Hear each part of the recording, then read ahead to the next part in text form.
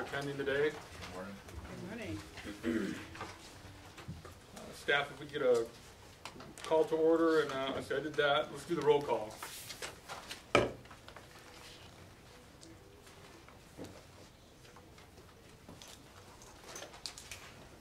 I can do it. Chris Beecher, present. Dareth Watchman Moore. Present. Sean McCabe. Frankie Lee. And Carrie L. Begay. Present. All right.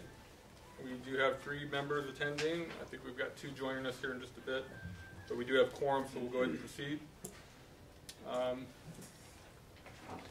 see, Laverne, would you like to do the invocation, please?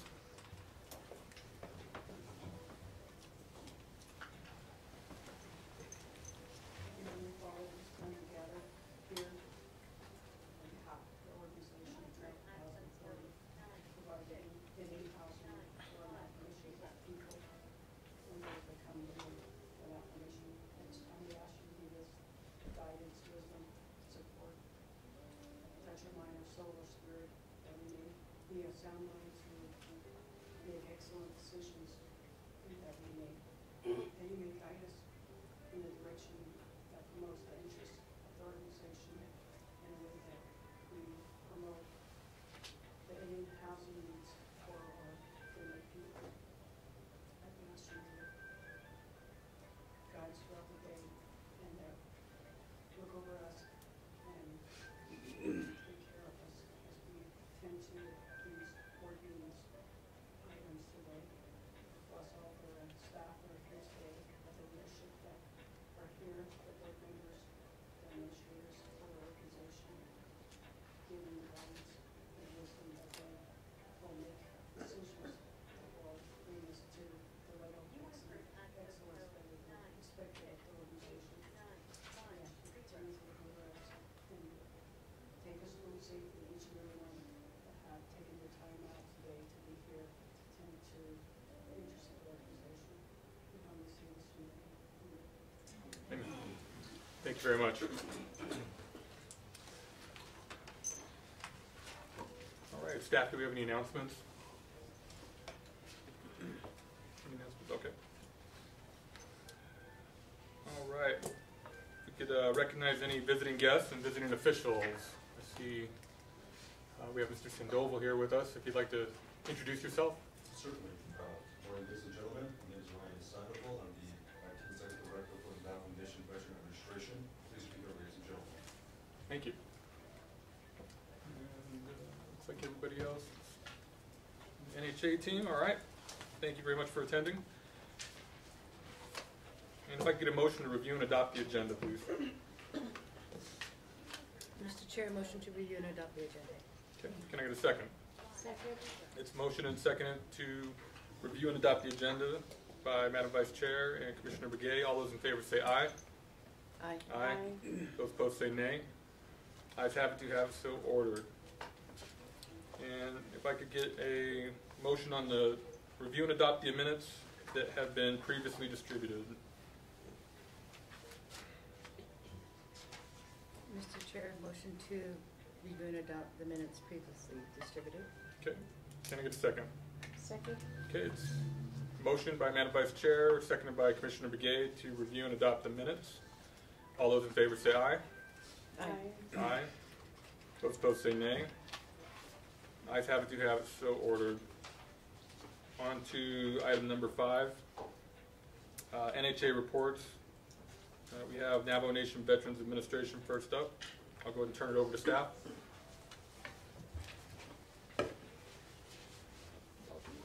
Okay.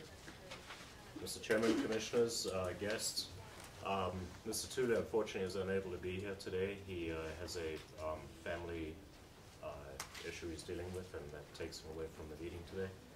However, we did go to the tribal, to the RDC committee, I think it was earlier in the week, and we presented the options for the Veterans Housing Assistance. We had several questions regarding the resolutions that were passed and the resolutions that were rescinded, and I believe Mr. Sandoval is here today to address some of those issues. I think overall the committee was satisfied with the presentation Mr. Tooley provided, and looking forward to implementing the program, which we've set for the 1st of October. Next week, I think there were some questions about the concerns of the Housing Authority staff not presenting the same message at each of the areas. There was a discussion about some HMOs were giving inconsistent information, some were not providing any information at all. So we've scheduled a meeting for all the staff to attend on Thursday of this week.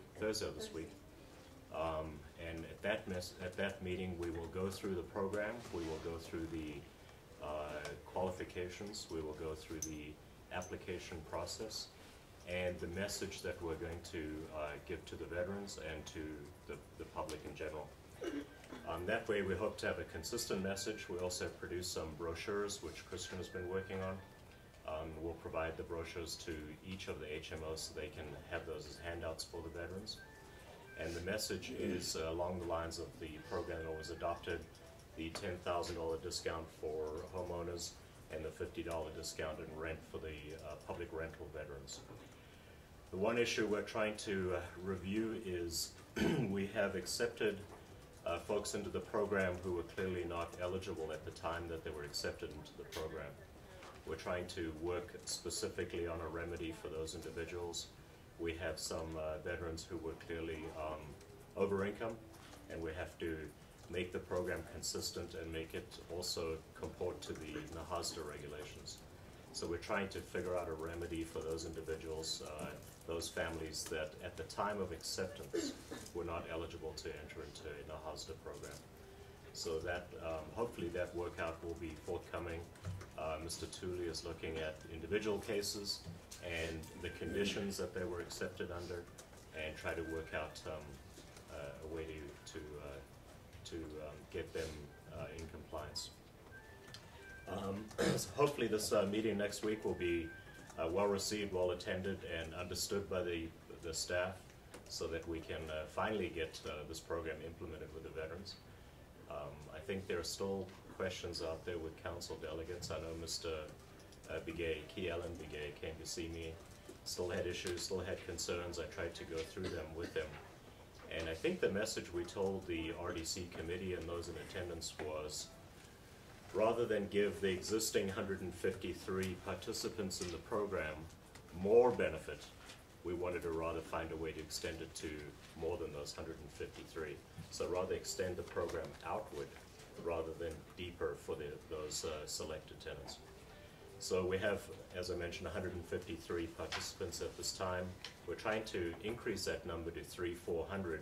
We have a couple of suggestions, a couple of proposals to do that. We're working on that, and hopefully at subsequent meetings we'll be able to discuss it with the commissioners as a concrete proposal. But right now, our message to the veterans, our message to the public is we want to make it available to more people rather than deeper discounts to the same people. That's what we're trying to focus on. And I think that was well received. I think, I know Mr. Shepard certainly appreciated that, the idea of strengthening the program and getting more participants aware of it, more participants involved. That's what we're focused on right now. Thank you. Any comments from the board or questions?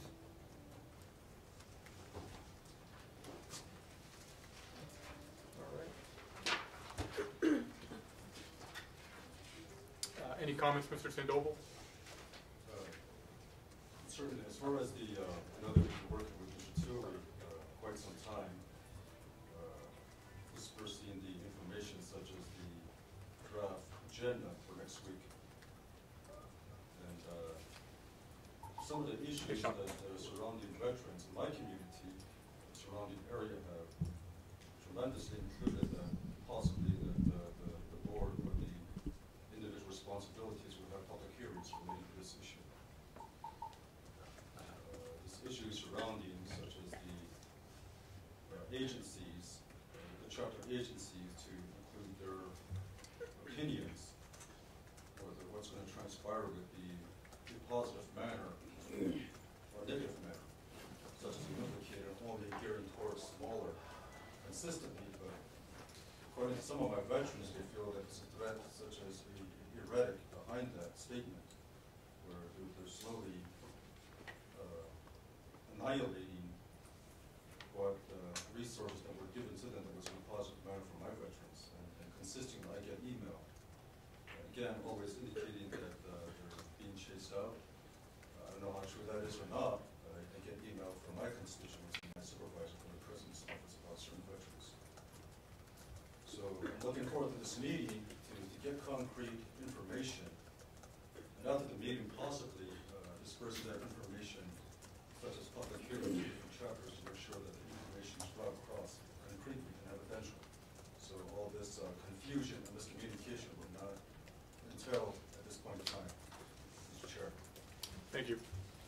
I appreciate that. And I think that it's a unified message from the board and from the staff, is that we're trying to give these benefits to more veterans all the way around, and that's our biggest intent. And I think that we realize that the reality is the funding that we have will not be enough to satisfy the full need.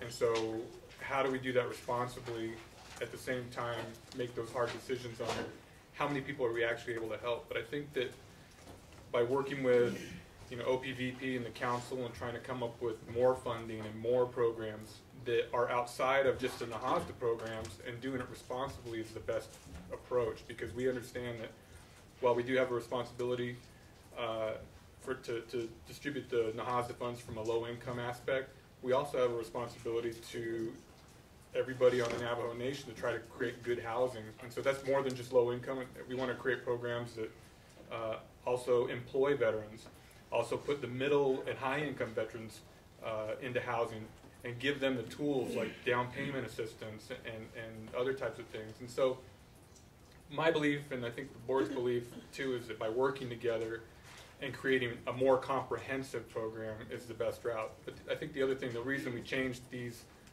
resolutions, because they weren't completely done. They were kind of temporary measures. And so as we read into that and realized this isn't a full system. This is about, I guess, October of last year that they presented us a resolution that was, in so many words, not completely thought out. We said we need more information. We need to make sure that this is a comprehensive program, because if it's only 153 people, that's not enough in my opinion, and in the board's opinion. I think I've talked to one of the agency commanders, and he estimated we had about 13,000 veterans on the Navajo Nation. And in my opinion, helping 153 veterans, while good for those 153 veterans, that's not enough. We have a comprehensive need, not only with the veterans, but all the way around with all our Navajo people. But again, how do you come up with good policies that make sure that we're covering as many people as we can? So, like Mr. Dougal said, we're looking at 400. But in my mind, I'd like to see it go to 4,000.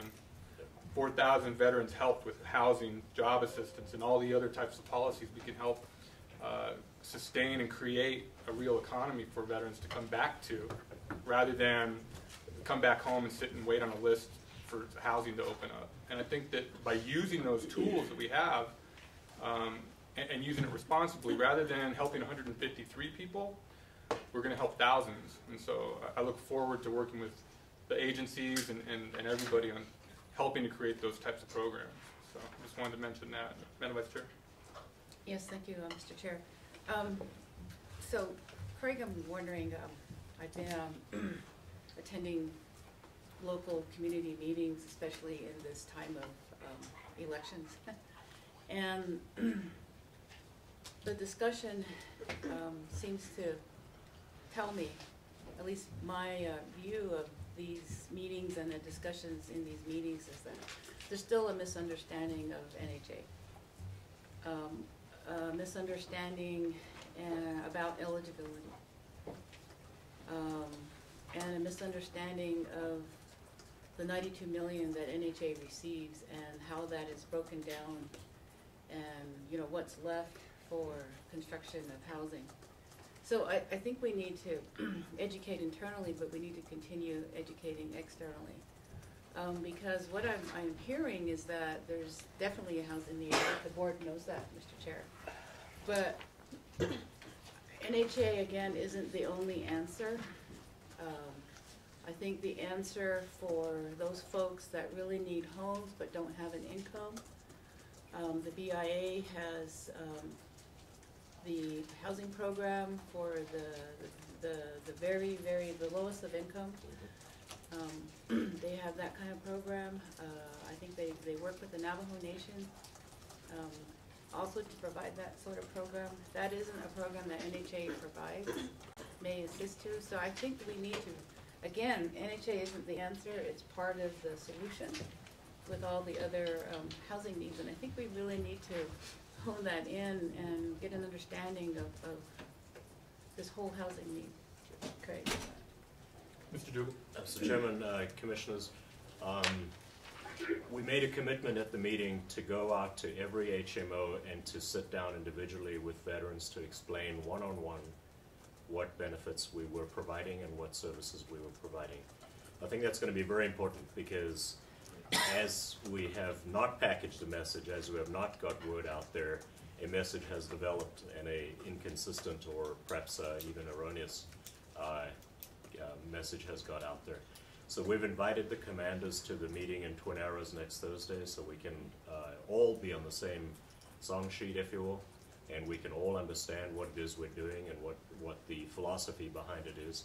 And then we can go out to the chapters, we can go out to the HMOs, and we can meet one-on-one so that everybody hears it from myself, from Earl Tooley, exactly what it is we're providing. And if they have questions, we can answer those questions.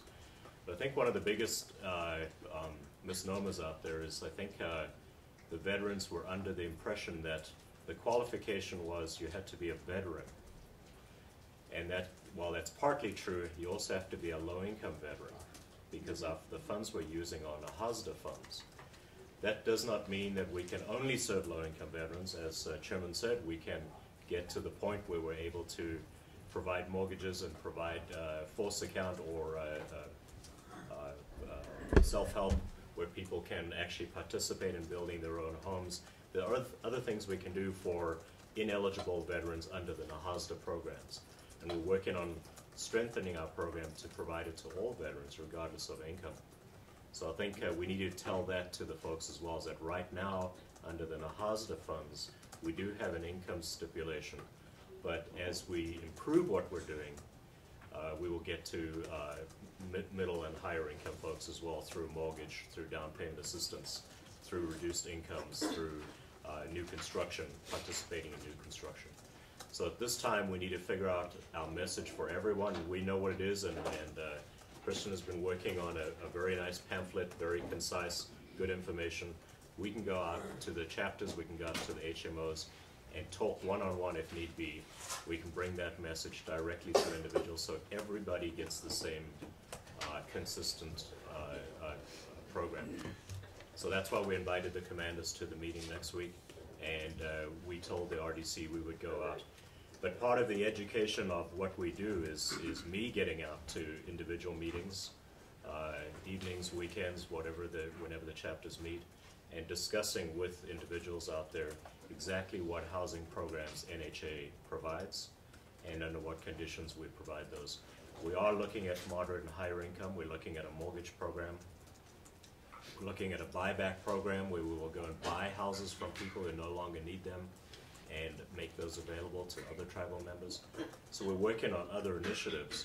But for right now, I think people need to understand what the Indian Housing Plan is, what the categories are, what construction we provide, and what our current services are. And I will attempt to do that. We'll get out there and start doing that. Thank you for that information. Oh, I'm sorry. Just to say, we'll let Mr. Sandoval speak, and then I'll pass it off to you, Commissioner McCabe. Okay. Thank you for that information. I know that it's quite a challenge to tread over some of these federal guidelines. I know that the key word is federal guidelines, such as some veterans are 100% disabled. The only income that they have is from the federal government. And at times that they don't pay any, if they're living in a public rental, they don't pay any rent because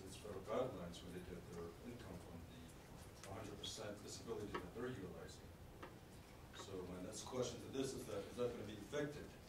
Because because I know some veterans, like I was saying, 100% disability, service connected, and they'll be getting their income 800 to 700 monthly from the federal government. So with this federal guideline, does that coincide that they will be taken care of not paying their rent, let's say, down the line? Or would that auspices change? That's my question. Mr. Chairman, Commissioners, Mr. Sandoval, we have very clear set criteria for how we calculate rents. What income is included and what is excluded is very clear. I'll ask Ms. Duncan to elaborate whether disability income is included in that. But we don't have any discretion on that. We can't say, well, that sounds fair, that if somebody's receiving disability, they shouldn't have that calculated as part of their rent calculation. But Ms. Duncan will be able to tell us if that is included or excluded. That's excluded. Excluded. Okay, that's a great answer. And so, just to pause real quick, I'd like to acknowledge Council Delegate So for joining us today. Appreciate it. Thank you, sir. Good morning. Good morning. Over here we have Mr. So also in the background, and then I can't see around the pillar right there. If you'd like to introduce yourself. Good morning, my name is Marlene Price. I'm just here to participate as a veteran. Thank you. Council Delegate So. Good morning, my name is Otto So. I'm the current councilman from Chief City. Well, I came out to visit you guys. I have some important issues and concerns I really need to address to the board. And since you're on the topic of veterans, I want to elaborate before you guys move, because I have a situation back home, and it's no funny situation. And this is the reason why I'm here. Thank you. Okay. Thank you, Council Delegate. I'd also like to acknowledge Council Delegate Phelps for coming in to us. Thank you, sir, for joining us. Good morning. We'll make sure everybody gets a chance to speak. We'll go back to Commissioner McCabe and then over to Madam Vice Chair. Go ahead, Mr. McCabe. Thank you, Mr. Chair and other commissioners, and of course, Nha Executive Report, everyone who's there, all you delegates and everyone else in the room, and of course our veterans. Thank you for all that you've done for the country and for us as Navajos. I think piggybacking off of what's been said already, because I talk to a lot of delegates, and it's just the nature of my position at economic development, and a lot of times these NHA issues come up, and I can tell you that based on the things I hear from delegates, there's a ton of misinformation out there about what we're doing and what we're trying to accomplish. And I'd like to thank Madam Vice Chair for her comments, because certainly we need to make an effort to educate. And I think one of those messages has to be, and I mentioned this at the RDC meeting last Monday when we presented this in council, at council chambers. We presented this what we did, and a very nicely done presentation. I told the council of people that were in the room, I said, one of the issues that people don't understand and haven't put a premium to is our compliance issues. And I think the last operations of NHA have failed when it comes to real compliance. And we're beginning to see that. And so the reasons we do what we do isn't because, one of the big misinformation I'm hearing out there is, oh, well, NHA went and rescinded a council order and they had no, and it's not that we did that for malicious reasons. It's not that we were trying to disrespect the council or the veterans. It's half the stuff we were doing, we fell into compliance issues. And this board is one that's taking a closer look at all that stuff under the leadership of Mr. Dougal, and figuring out that the right way to do things in compliance with all of the very complicated HUD and Navajo requirements requires some of the very decisions that requires the thought process of the very decisions that we make. And I mentioned this the RDC, and a lot of them were like, well, thank you, we didn't realize that. We didn't realize that this was something that, you know, but we're so heavily regulated that, I mean, the veterans have to understand, and the council has to understand, if we had the money and we could give everything that the veterans, that we could, we would do it. We have no reason not to. But there's other factors than just a board that's trying to go against any kind of wishes or anything. And that's I think, a message that has to be out there. That this board is one that is stringent and finding and following the rules. And not that we did follow them in the past, but certainly we're trying to do things based on compliance issues that we've had and initiatives and priorities that we know to be out there for our veterans.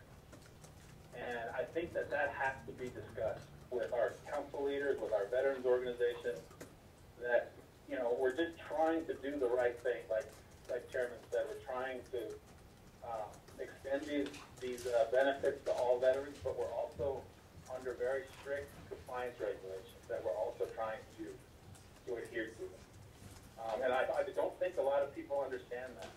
I think they just think NHA is this huge pot of money that we're sitting on, and we're refusing to act in accordance with a lot of priorities out there, and that's just not the case. So, and I know that because when we talked about it, Craig was there.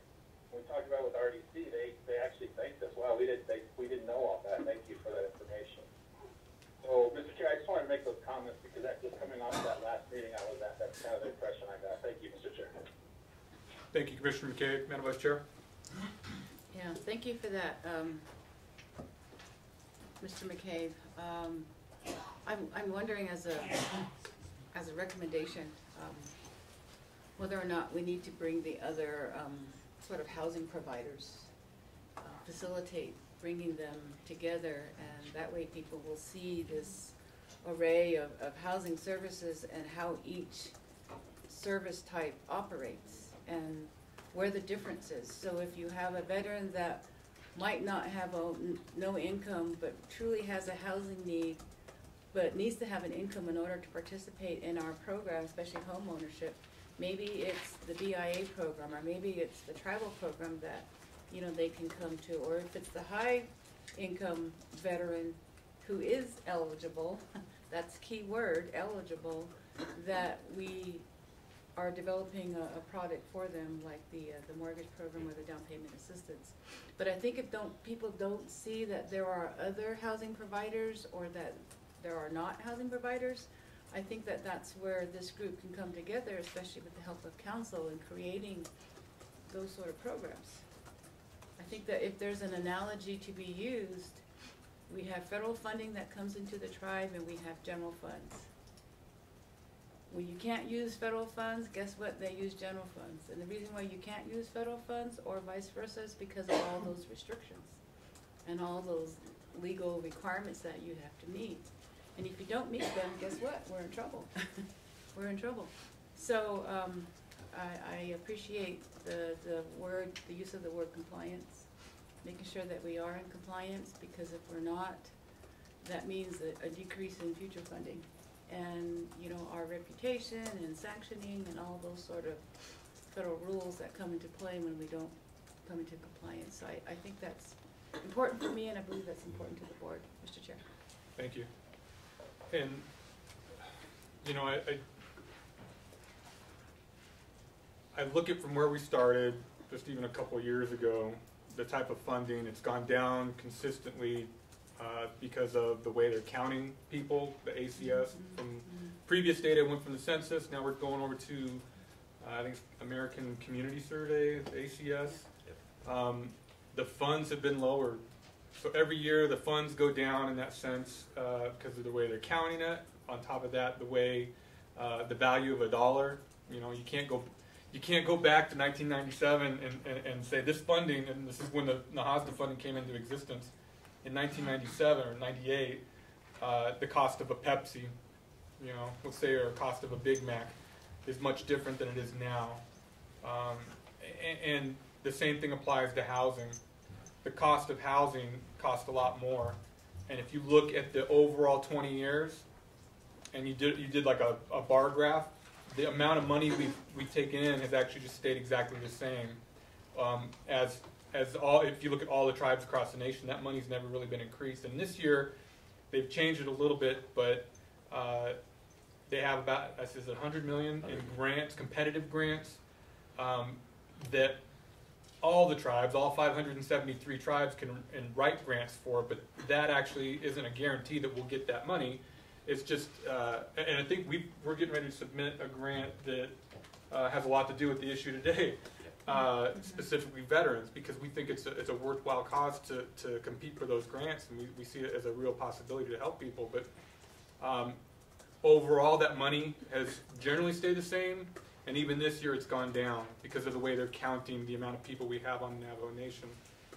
And if I say anything wrong, just go ahead and step up and correct me, staff, but these are the way I understand it. But I, at the risk of showing you how bad I am at art, if we were going to draw a circle of our funding, okay, I'm going to use simplistic terms because I'm kind of a simple guy. FCAS, and we have the other type of funding, which is just the general need. FCAS is how many percent? Is it 38? 30? Approximately? How much? It's 18%. 8 FCAS? No, that's not 18%. No, it's higher than that. About 23 million. Out of our whole budget, it's about 23 million. Okay, and so I'd say kind of like maybe about like that. Not the scale, just so you guys know. And then there's also like an amount of admin fee or cost of operations. 18%. 18%. Okay, so 18%, and you said 23% for FCAS, or is it higher than that? I think 35. It's 35. Yeah, not 35. 35. Yeah. I tell you, I'm not an artist. And this, do the math for me, somebody. I don't want to look dumb on TV. We'll start there. Okay, we'll just call this FCAS, 47. 47. What is it? and we'll do this 47%. That's That's the need. Need, we'll write that. And this is our O&M, like operations, is that what we call it? Yeah. Okay. All right. So this is our overall budget for the year, and every year the number changes because the federal government gives us different amounts every year. Typically, though, we've seen it between in the last, let's say, the last 5 years, around 90 million to this year. What we're talking about is 67 million, 68-ish. Yep. Okay. So that first number that I threw out, let's just say 90 million. When we first came on as a board, the previous years have hovered around that area, but that's not the case anymore. This last year, what was our award last year? 84? 87?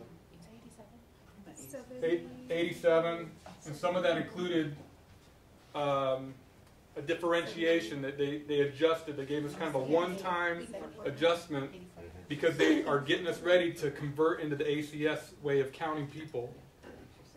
And so we got an extra $7 million in that respect. So it was really kind of around 80. But as our budgets continue to shrink, we're looking at this year coming up. They said, what was the anticipated amount? 68 million. Yeah. So as we're getting ready to budget for this upcoming year, these percentages don't change all that much other than this goes down every year. And the reason this goes down, so this FCAS funding, anybody want to give me the acronym? Because I only call it FCAS, but Formula assisted stock. formula, Current assisted current assisted stock, FCAS. 1937. And so the other way of understanding it is there's 1937 homes, and it's an act, but basically the homes built under that act. And we, all the rentals. all the rentals and stuff. But the FCAS, the best way to think about that is it goes toward that old stock, pre-Nahazda stock. And so this amount of funding, 35% of this 68 million, has to go toward fixing and renovating that stock. It can only be used for that. So in this year coming up, for FCAS, anybody want to give me the percentage? I'm not going to try and do it in my head, but I would say it would probably be about 35% or something. about 20 million is what we're looking at with that. So 24. 24 million. Okay. This year coming up, we've got 24 million that is going to go straight to that. And so, what's this probably going to be? Give me these ballpark figures, but O&M, 18% of 18 million. And throw it out. It's going to be about, it's about 12. I mean, ish. So 12 million. And we do the math, and we take 68 minus the 24 million that has to go toward that. We're obligated by federal law to not spend it on anything other than those homes that have already been built. So this 68 million minus 24 minus 18 gives us how much need? 32. About 32 million. Okay. Magic number. The magic number is 32 million. And I don't obviously get up in front of the whiteboard in these meetings and do this, but I have some council delegates here. I want to explain. I want to make sure the staff is cognizant of this, and why we are also having to look at all of our numbers in depth to make sure that, number one, our policies make sense.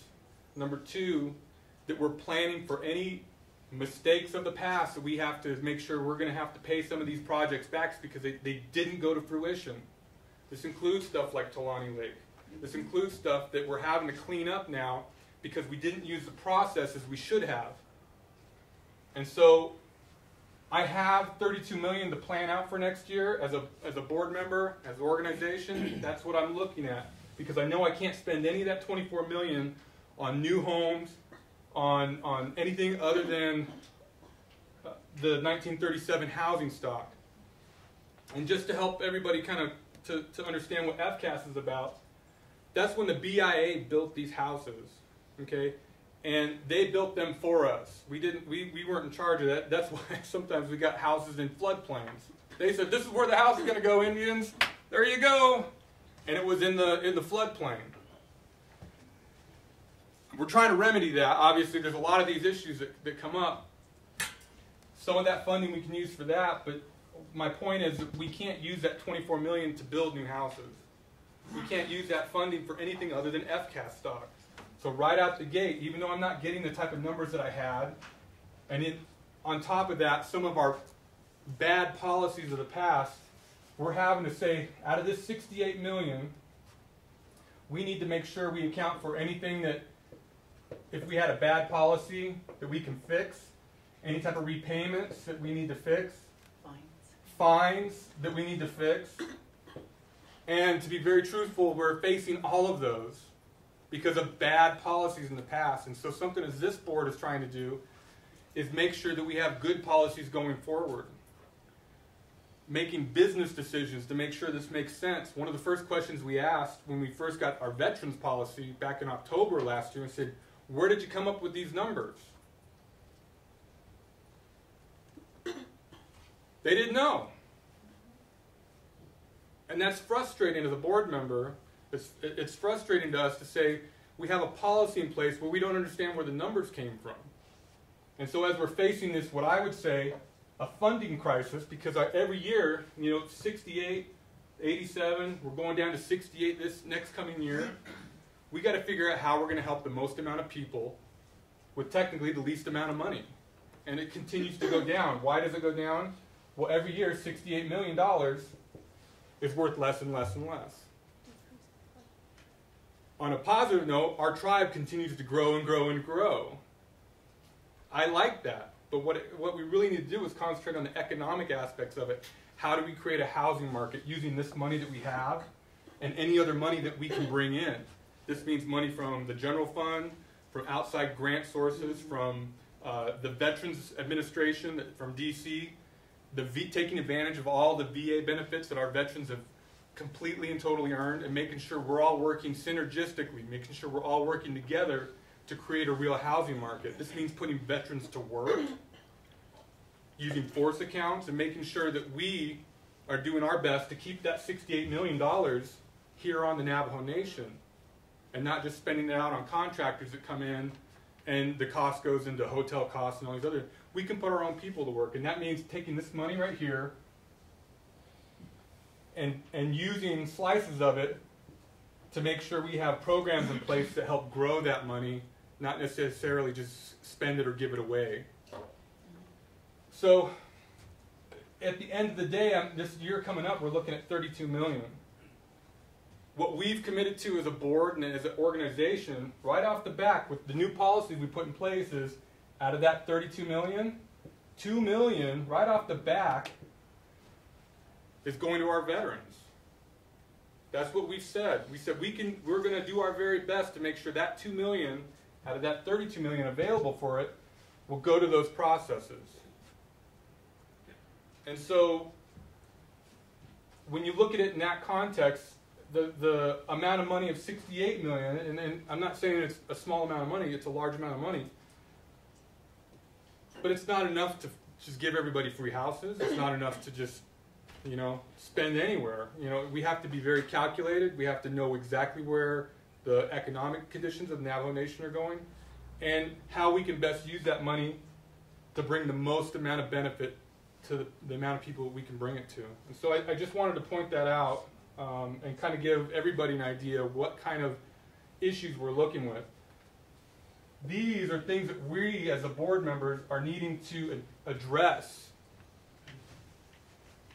I'm going to say it again. We had bad policies in the past, and we're here to help fix those things. In many regards, that's why we were brought in as a professional board, to really look at these things, to look at the numbers, to look at the budgets, to do reviews. That's where the CPA background, public housing background, law and policy background, HR and finance background, civil engineering background, they come in very handy when we're looking at these things. And what we've seen over the last year and trying to evaluate all those policies is this is the low-hanging fruit, because we can change those very easily. But I can't magically grow this number and make $68 million worth more than it was. This is what I'm competing against. $68 million every year is going to be less and less and less. We're going to have more and more Navajos in the tribe, and that's a great thing, but it's a matter of how do we use this money to develop the Navajo Nation responsibly. And what I believe and what the board believes is through communication, accountability, and transparency, we can make sure that we're using this money in an effective manner. The communication aspect means working with the tribal entities, like Madam Vice Chair said. It also means working with outside entities, like USDA, and putting chapters and agencies working together to make sure we can get those types of grants. But at the end of the day, this is where we're at. We've got to try to create a completely comprehensive housing policies and have housing available to as many Navajos as we can using this amount of money. The second part of that I wanted to get back to is the FCAS. As these homes are conveyed out to the families, every year the FCAS funding gets smaller and smaller and smaller, and I believe, is it 2050? It'll pretty much be done. All the homes that were constructed have gotten to their useful lifetime, and all the homes built under the 1937 Act, the funding won't exist anymore. Yeah, goes away. It goes away, and we won't have it. And that's part of the mechanisms. And so this $68 million, so if we just say that that's not going to be there anymore in the year 2050, and I know it seems like a long time away, but I remember it's not that far away. It's coming up on us fast, and we got to figure out how to stimulate a housing economy, and that's our role as the TDHE, the Tribally Designated Housing Entity. It makes a huge impact on the decisions that we make today to make sure we're set up for the future. And so what's that leave us with? Well, 32 and 18, $50 million. And then in the year 2050, how much do you think $50 million is going to be worth? We could do the calculations, but I can tell you it's going to be considerably less. But along those lines, I just wanted to take a brief detour and do something we don't normally do and explain that on camera, but it's here, and that's what the challenges we're faced against. And that's why we got called in as a board, is using our professional credentials to really examine where we can make improved processes. I'll say it again, bad policies need to go out the window. Half-baked policies need to go out the window. We need to come up with real comprehensive policies. And in the last year that we've been looking at these things and addressing them, we have our hands full. We need to make better policies. Not only that, the federal government requires that many of our policies fit to their guidelines. And so we're also trying to make good policy. We have to take that through the lens of Navajo law, federal law, and make sure that we are conforming to both. And at the end of the day, we also have to make sure we have the ability to repay anything that maybe is not going to work, such as Talani Lakes. That costs us money. It does. I don't know how to say it, but it costs us money when we make big mistakes like that. But that's why we're here, and that's why you are here as a staff, and that's why you're serving our people, council delegates, is because we're all trying to work together. And I think it's a wonderful task to be able to help and do that. And I know that we'll accomplish those goals, but I want to appreciate everybody's time for letting me kind of go into that. But that's kind of just a general overview. And I tried to put it in simplistic terms, but the budget says this, $68 million. We're really going to be able to spend about $32 million on a multiple array of things. This means new housing, veterans funds, it means daycare centers, it means community centers, it also means elderly homes. It also means the projects that we're working on like SWIFT. You know, and I just want to point out that, and I'm not sure if it always gets out like this, but our partnership with SWIFT is incredibly important to veterans. And just for the record, that building that SWIFT operates out of, that's Navajo Housing Authority's building that we're using in conjunction. We have a partnership with them that helps them build these homes for the lowest of incomes of veterans. And we know that does a great deal of need, but we also have to make sure we're not stuck in the parameters of only helping 153 veterans. I want to help 400 veterans. In the future, I want to come up with policies that help 4,000 veterans. And so in that context, we committed $2 million. And in the resolutions, if you see, and there's, just to make it clear, there's not just one resolution that got rescinded. There's 4 resolutions total that went back out to give us that comprehensive policy. And in that $2 million, we've also asked OPVP, and in this room, I asked the president to make sure that, you know, hey, we're also looking for more funds. We'd like you to match it. The council delegates, if there's matching funds available, that $2 million, if you can turn it into $4 million, we're able to take the $2 million, use it for low income, and we're also able to take other funds, and if we keep them separate, and we have a different fund, we can operate and help middle income, high income, housing payment assistance, down payment assistance. We're trying to create programs that create mortgage opportunities. And what that does is this, it keeps the money on the Navajo Nation. And that's one of our biggest challenges, because when we use off-reservation contractors and we use off-reservation mortgage companies, that money goes off to them and it doesn't come back. And so our challenge is to try to keep as much money here as we can. And I think we have a real good opportunity to take this money right here and use it to the best advantages to create real economic engines. So I'll stop there, but if anybody has any questions on that in particular, if any of the commissioners want to make any other comments. Thank you, Mr. Chair. Thank you. Council Delegate So, you were up next. Well, thank you. If I could have you come down here, because the phone things are down here. You're welcome to stand right here. I want to make sure the other commissioners can hear you. Yeah, good morning. Good morning. My name is Otto So, and did so I've been on a travel yesterday since coming over to go home, and I stayed here locally and came in. So, but one of my concerns on this, since we're in the veteran topic, I have this situation in Tuba City. And it ties into the former Bennett Freeze assessments. And to my understanding, the veteran was part of the assessment and the planning. But the veteran is disabled, and it sounds like, just talking with the veteran directly, that he's getting the runaround. Someone is not communicating with him to bring in the proper documents. The man is deaf. Maybe it's a communication issue. But someone from this office needs to get to that veteran, create a point of contact so you can communicate with them. I communicate with them because we knew it. I know where the gentleman comes from. And this is part of the $3 million that the Navajo Nation Council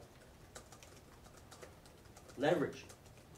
And I believe we did this in 2016, fiscal year 2016, with the 36 homes that NHA said, okay, we're going to put in 36 homes for the former Bennett Freeze region. And Navajo Nation, we want a certain amount from you. Navajo Nation Council stepped up to the plate. We infused about $3 million into that program. But somewhere this veteran is getting the runaround.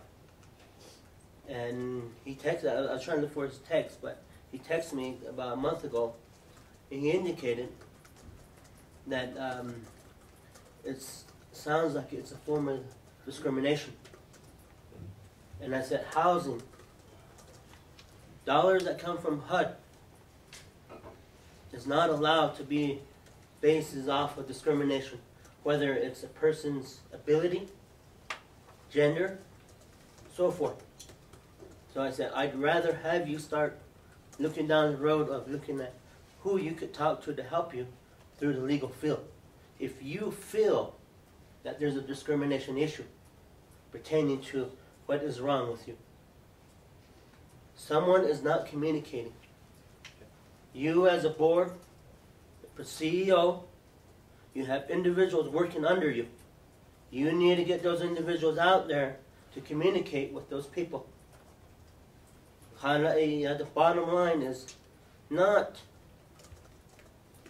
the upper level to try to say, so these people didn't get home. The betterment for the Navajo people is what we're looking at. That's what I always look at. And how can we better their quality of life out there? Whether they're a veteran, whether they're an elder, whether they're a single parent that's just trying to start their life, or that single parent that's trying to keep her electric bill on so that her child can do his or her homework. How do we better the services for them, geared toward them? And this is geared. I'm very, very glad that the acting director came by, and ADE, that's one I want to sit down with you on, because this is going on in Tuba City. If it's going on in Tuba City, it's going on here in Fort Defiance. It's going on in Chinle Agency. It's going on in Crown Point. It's going on in other agencies on the Navajo Nation.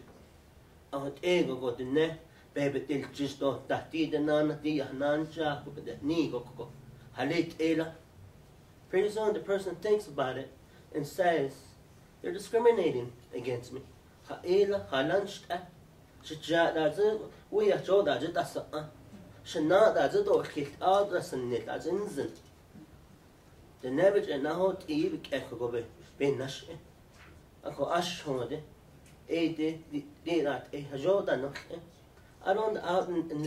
staff, out in the area of the local level, you call a person, they're not there.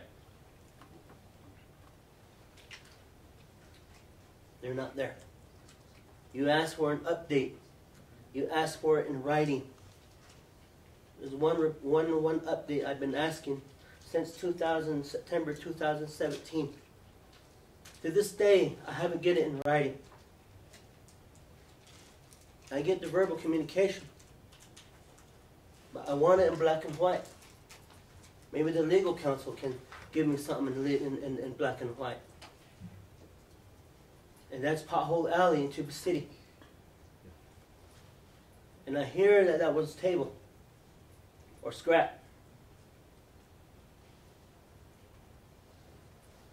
Whether NHA will own up to it, you need to fix that for your people that live in that area, that utilizes the homes of NHA. Because the community in Tuba City, I'd say about 60% of the people that live in NHA in Tuba City are not from the community of Tuba City. They're from surrounding chapters. They're the ones that come to me and say, Mr. Saul, this road, we thought NHA is working on it. What's going on? We hear NHA scrapped it. And I just want a simple report. Just be up front. If you can't do it, give it to me in writing. And then maybe we'll look at other avenues to try to fund that. And the bottom line is the land. If the land status is still within NHA, there's a problem there. And that problem rests within NHA's jurisdiction. The other thing, the former Bennett Freeze issue, the $2 million. I hear it was scrapped again. If it's scrapped, give me a letter indicating that it's scrapped, so we could return and get that pass that information to the 9 Bennett Freeze chapters, so that they understand what's going on. The housing assessment is what we really need. And whether it's going to move forward or not,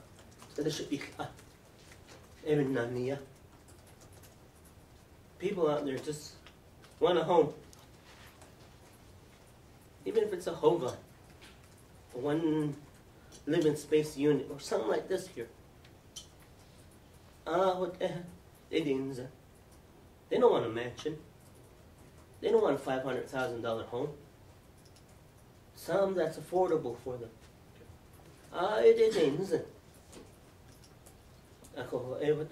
it's really good that you broke down the information here. And now, I'm coming back next term. Really concerns me of what services is out there. We get emails from contractors stating that contracts are not paid. There's something going on.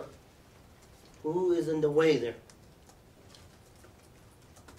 The nursing home, the youth center, the youth building in Chanto, the dollars that was allocated or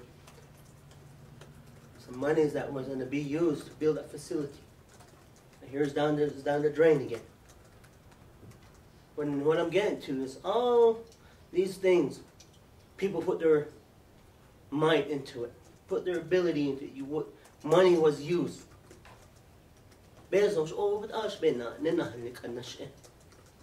Oh, let's do this project. At the tail end, this right when it's ready, however much money you spent, was spent on it, you scrap it.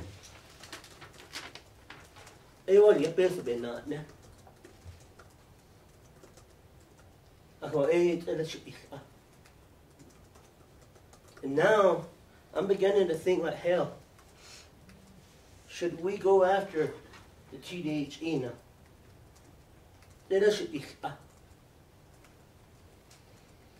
Should we get a portion of that and put that into Navajo so that they can provide just a basic unit structure? Something. Because it sounds like the main thing is mortgage, mortgage, mortgage. What about the common Navajo that's out there that's trying to make a life.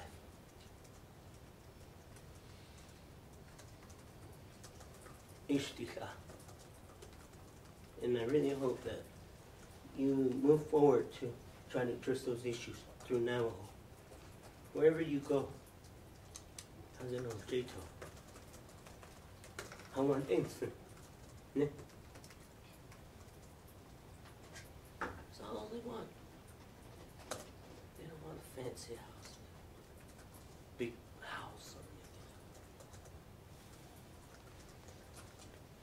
anything. A living unit with a bedroom, kitchen, and bathroom. Maybe an extra room for the child. I need other. I always say, a leader always says, I worry about that smoke coming out of that house. I don't worry about that smoke. I worry about what's in that house. There's lives that are in those homes. There's elders, there's mothers, fathers, children, young teenagers that reside in those homes, the livelihood of those people in there. If we can't look at how we could better that system for them, they're going to continue to think the world, the Navajo Nation world is going to continue to suppress them. How can we pull them out of it? How can we better their lives?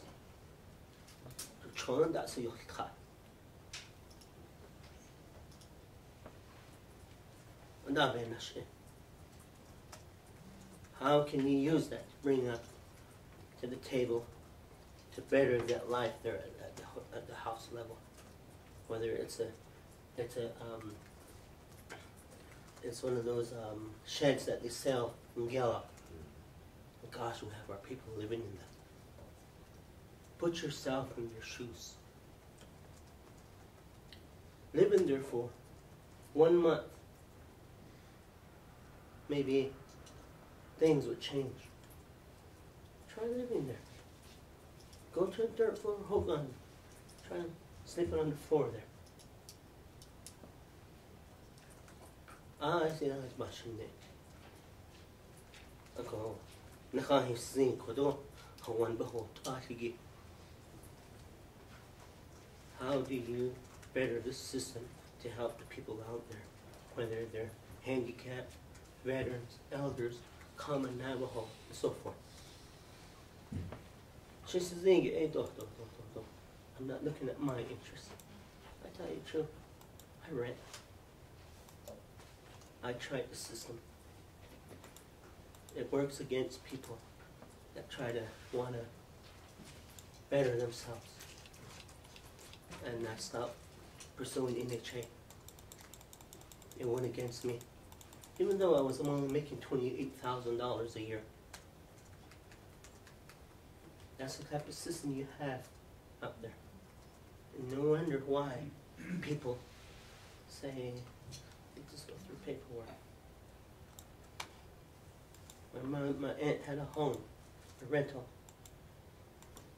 and she was going to school. And her rent was about $500 something. And she said she had my grandmother in her care. They tried to bring the rent down. Go down about $28 if you have elders residing with you and things like that. She tried to go through that formula. That formula worked against her.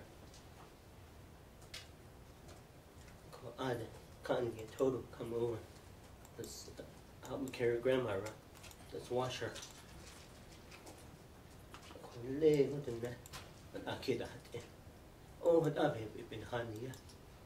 But I really hope you look at that. I'm sorry for taking a little bit more of your time, but somewhere we have to get moving. And like I said, the next council, I'm back. And I'm getting to look at other things such as housing. How can we get that to better the lives of the people? And that's why I always relate to the TDHE. There's a time that we, the nation, start to harness that ourselves. And we're going to have a new group of delegates. Fresh mind. throw that out there. And they're gonna start looking at it and say, hey, let's try it.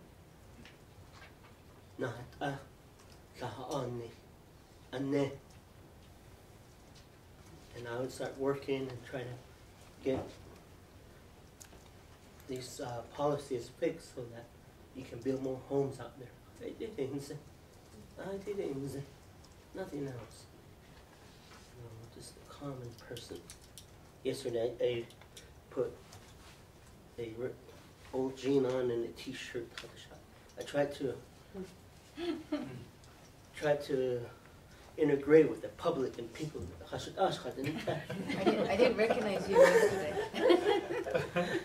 You know, and even in Kayenta, there's a lot of people look at me twice and, how come you're dressed up like that? Not on yet. I said, I'm just a normal person. And I said, we have generations to look at.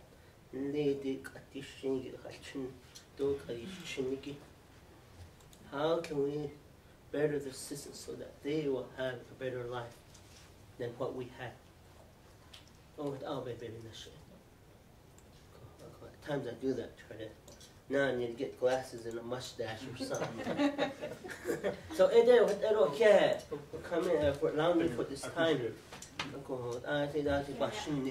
was inspired by listening to you. Then, I don't know, but that you need to fix that. That's all. You know? But we'll have that conversation the next council again. So, Hakoshin? Oh.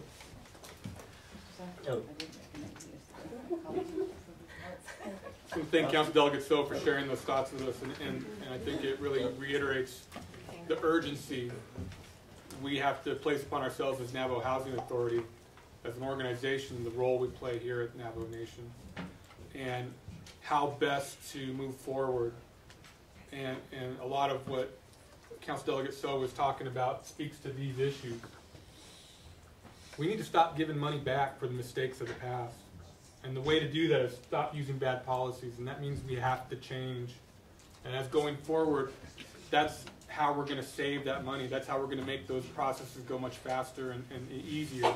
And working with our council delegates and our leaders and OPVP and making sure that we relay the information correctly. Because nobody likes canceling projects. And unfortunately, we looked at the overall aspects of some of the projects we had, and they hadn't started, but they're 7 years old, and it goes back to what is $68 million worth 10 years from now, and it's not the same amount. And so, as an organization, we have to do our very best to make sure that chapters, agencies, and other organizations that we work with, when we fund those projects, that we do the homework. We make sure that their projects are sound, they make business sense, they're ready to go, and they have all the support they need from our organization. We have all these tools available to us. The GIS system, we have the personnel power, we have the knowledge base as NHA moving forward, and so we have to use those to the best of our ability and make sure that what we do is we're not making bad policies and we're not having to repay money or have to pay fines. Now we're sorting those things out, but Council Delegate So has a great point. Not everybody needs mansions, and to be quite honest, we don't build mansions. But we have to think in that mindset, how can we make this money work for everyone? So some people are elderly, they might just want a hogan to live in. Some of them might need an elderly assisted living center. Those needs are going to be different, and we have, coming up, $32 million to try to parse out and figure out how best to use those things. And so I look forward to working with all of our leaders in the future and now, but those are the tough situations that we're up against, and I think Council Delegate So is exactly right. Many of our outside offices, and this isn't just necessarily Navajo Housing Authority either, but the messages going out system-wide to our entities that help the Navajo people aren't getting the correct messages across. And what Mr. Dougal was saying later next week and throughout the next couple of months is we're rolling out a new policy, making sure our employees and our staff have a consistent and organized message that goes out, and we're giving all the veterans the same information so they all have the same ability to decide how can NHA and how can the tribe work for me to help me achieve my goals. And so I appreciate your time today, and thank you for sharing that wisdom. Commissioners, any comments?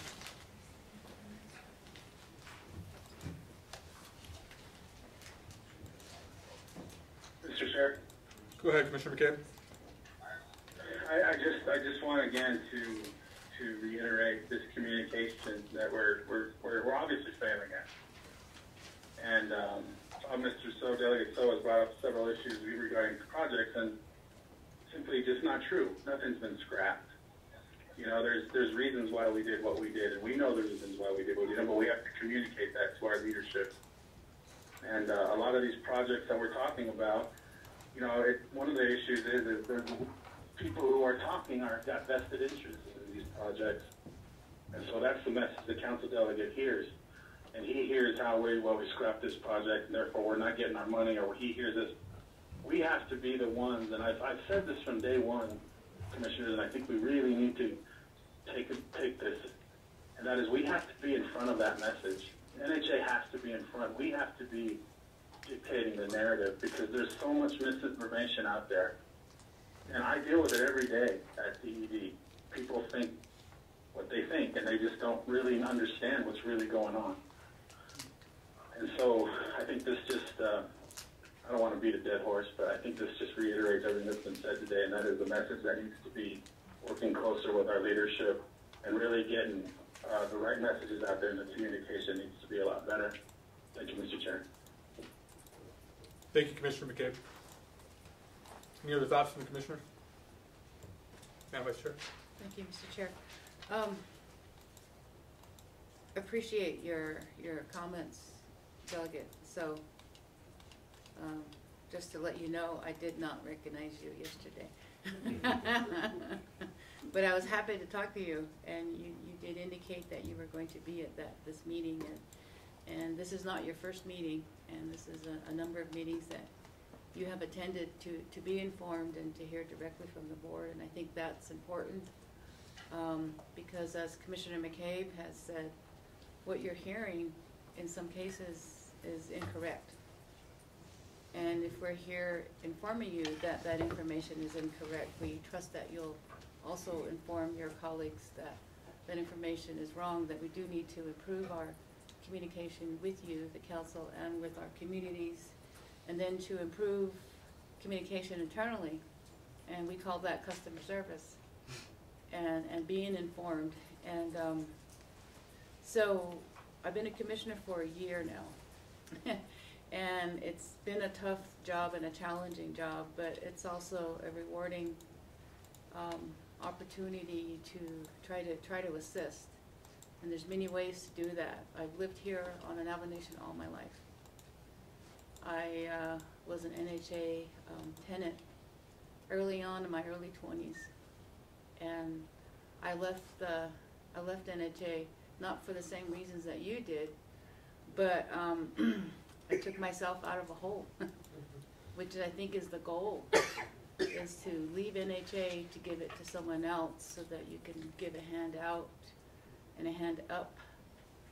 And I'm proud to say that I was able to use NHA when I needed it, when I was young and with lots of kids, lots of babies. So I just also think it's important to tell ourselves that, you know, if NHA isn't the answer to the housing need, I think I've heard several honorable leaders tell us that maybe NHA needs to change its business operation, change how it does business, and to help facilitate all the other housing needs. Because if grandma just wants a hogan but can't afford to pay for it, what sort of money can we use to help her? We might not be able to use NHA monies. That's an honest answer to you, sir. But what other monies can we help to find to help her? And I believe it's out there. I think Mr. Chair is saying that it's out there with partners. I think it's out there with you as council. to find that extra monies, even if it's the CIHSN monies or it's a new sort of monies that doesn't have all the rules and all the restrictions. I will also say that there are tribes in America that don't take HUD monies because it's like handcuffs on you. You only can do certain things with it, but yet there are certain things you can do to be creative, which is leveraging, which is building this comprehensive housing program.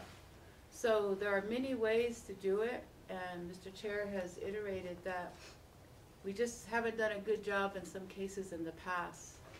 And when Mr. Chair talks about the bad policies and the money we pay back, we're not talking $1 million that we pay back, we're talking millions of dollars. Look at our Shiprock housing project.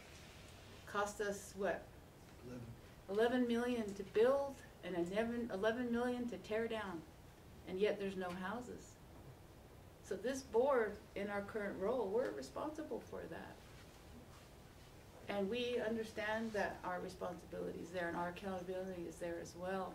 So we don't want those mistakes of the past. How that happened, we're not here to blame, but they did happen. And guess what? That money comes out of the 32 million that we have. And Mr. Phelps is here on a project that we're gonna try to have to save, but we're also gonna have to pay back. So that decreases this 32 million, but we're gonna try to salvage it and reinvent it. So there's a lot at stake here, and I think our future is good. I really do. And I think being honest with each other is a start. Communicating with each other is a big start, and we're just gonna do it different, and we're gonna hopefully do it better. And I don't want my grandmother's yelling at me because I did it wrong or I made a mistake. And I have all my in-laws and all my relatives in Crystal and Navajo that were looking at me to do the right thing. So I pledge that I will do the right thing. If I don't, then well, that's what happens. I have to sit on the bench. So, but I appreciate your discussion, Honorable, your statements, Mr. So. I think it's important, and we'll take it to heart, and we'll figure it out. Go ahead. Thank you. Commissioner McGee? Well, good morning, everyone. Thank you for taking the time out to be here with us and discuss the needs of our families here on the Navajo Nation.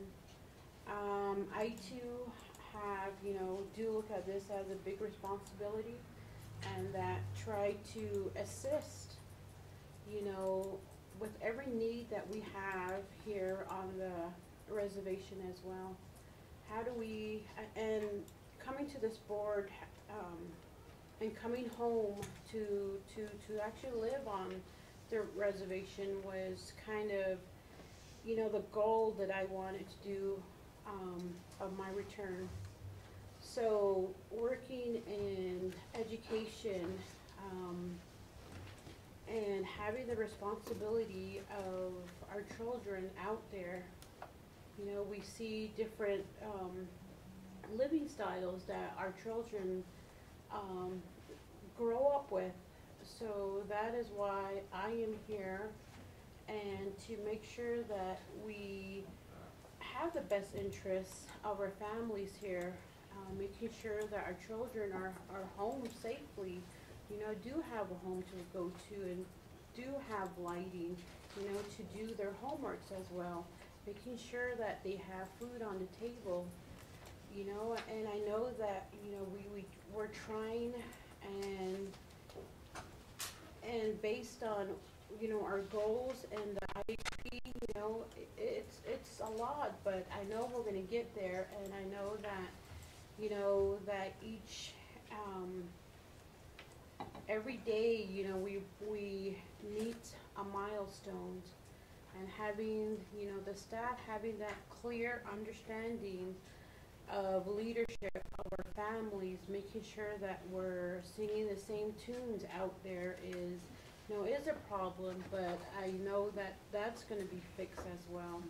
And I'm just not understanding why, you know, it's still, it is that the HMOs are not, you know, on track with each other. And that we're providing, you know, we should be working together, not against each other. And I see that throughout my daily works, you know, that I see, you know, why can't each department work together? Why can't we, you know, not work against each other? So, you know, that's a big concern, and for me, not to fix, but to understand and find other avenues to get through this as well, and to provide, you know, the housing needs of our people and creating homes that can benefit their needs as well. So I know, and I'm excited for the new ideas that you're bringing to the table as well, and you know, the support of the board here. So, you know, I just want to say that much right now, and that, you know, that we're trying to fulfill all of that. So, you know, thank you. Thank you. I'm looking forward, just to kind of reiterate, I'm looking forward to the new NHA. And it takes some setup time. And it takes, you know, at this point it's taken us about a year of real evaluation, real introspection as an organization for us to come up with ideas on how to propel NHA in the future, knowing that our funding will continue to go down and down. And what that entails is making good investments now. This board's not going to okay ideas where we have to give back money anymore.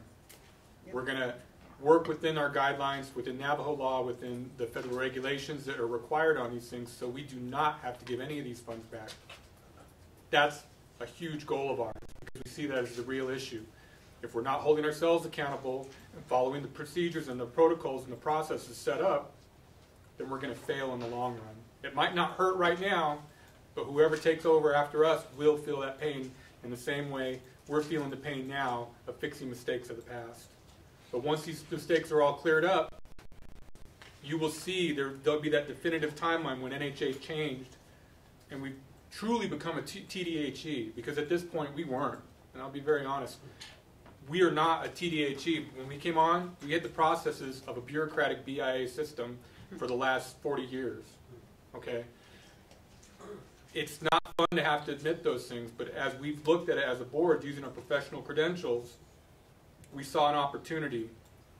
We can make NHA into a real organization that provides housing not only for low-income people, but for a wide spectrum of Navajo people, for our educators, for our firefighters, for our police departments, for our veterans, for our elderly.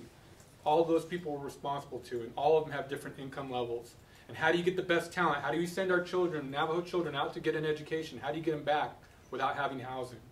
So we have to think about those middle and high income housing. How do you generate and get the best leaders back to the Navajo Nation? It's through thoughtful process. All those things play into those things, and we have to be thoughtful. And part of that thought process is making sure that we correct those bad policies, and we make sure that we don't repeat those mistakes of the past. And so many of the things that Council Delegates So hit upon are exactly how we feel. We cannot continue to do business like this. And we know that, and we're making bigger changes now than ever. And as we move into the next generation of what NHA is, my hope is 50 years from now, they'll look and this is when they changed. This is when they put the processes in that helped us expand the economic development of Navajo Nation, that helped us provide housing for all levels of people. And that's what I believe a true TDHE should do. They can't just deal in low income. And my belief is that when we do that and we only deal in low income, we create dependency.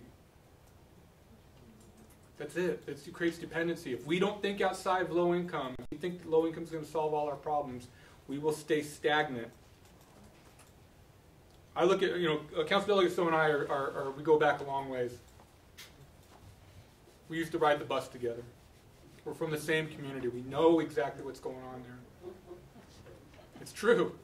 And the reality is we have to change. In the last 20 years that we have been trying to work and help the community, and unemployment in our area, 50%. It hasn't changed. Democrat, Republican, it doesn't matter. 50% has changed. And what that tells me is we have to change ourselves. We have to do the biggest changes overall. And so we're moving forward. I'm really excited to play a part in this, but we're going to create kind of an echo effect throughout the Navajo Nation. We can help create economic independence throughout the Navajo Nation because we have access to some funds to start it. But we can't get there just by giving it out. We have to invest it. We have to create partners like the Department of Economic Development, Community Services, all partners throughout the Navajo Nation. We play a role in that, and that's where we as a Navajo Nation, I believe, need to head, is through partnerships and making sure we're all working together and not working against each other. And that's how we got into this fix that we're in now. We were siloed. NHA was siloed. We couldn't look past where we had already built up a wall and said, well, that's not our area. We as NHA, I'm just speaking to the staff, we as NHA need to lead the charge to turn this new page and how we're going to create housing for Navajo Nation. So I'm excited about it, and maybe I'm talking a little too passionately today, but I really feel that we're at this precipice, we're at the edge where we're going to turn into a new organization, and so we're very excited as an organization to do that. So with that, I know we have one of our oversight committee members here, Council Delegate Phelps. Would like to invite him to introduce himself and speak on anything he'd like to speak on. Good morning.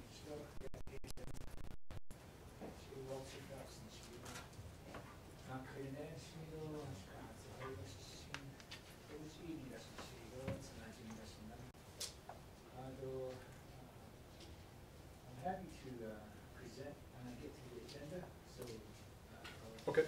I'll zero in on all my targets. So I appreciate it. Okay. happy to be here this morning. Thank you very much. So we're a little behind schedule. That's all right. Any last comments from Mr. Google about item number 1? Mr. Chairman, Commissioners, Council Delegates, I think I'd like to provide a written report to Delegate So on the matters that he's discussed, but some of them will be covered in my report later, and there's some positive news there. I want to reiterate what Mr. McKay was saying. There is some misinformation out there, and I think we can correct it, but we should put it in writing to you as you requested. Thank you. All right, on to report number 2. Honorable Delegate Walter Phelps, you're on the tag. If I could have you come up here so we can make sure the commissioners on the phone line can hear you. You're welcome to stand, or if you'd like to bring a chair over, I'm more than happy to share my space with you. Well, good morning again. I appreciate the privilege to come to NHA, to the leadership, to the board, and to the staff, managers, and the new CEO, my friend from Yakima. I used to live in Yakima, so I lived in Toppenish, and I was a general contractor, building homes. Oh wow! Over there, so that was my business excursion many years ago. So I know on your agenda it's listed under Talani Lake, but I'll touch on Talani Lake and etc. at the end as part of my presentation. So, but I wanted to discuss some issues that I think the board, the leadership, I think you need to be aware of certain things that are happening. I know sometimes we get caught up and we kind of just focus on our own little sphere, and we kind of forget about, you know, what's over the hill or what's next door. So,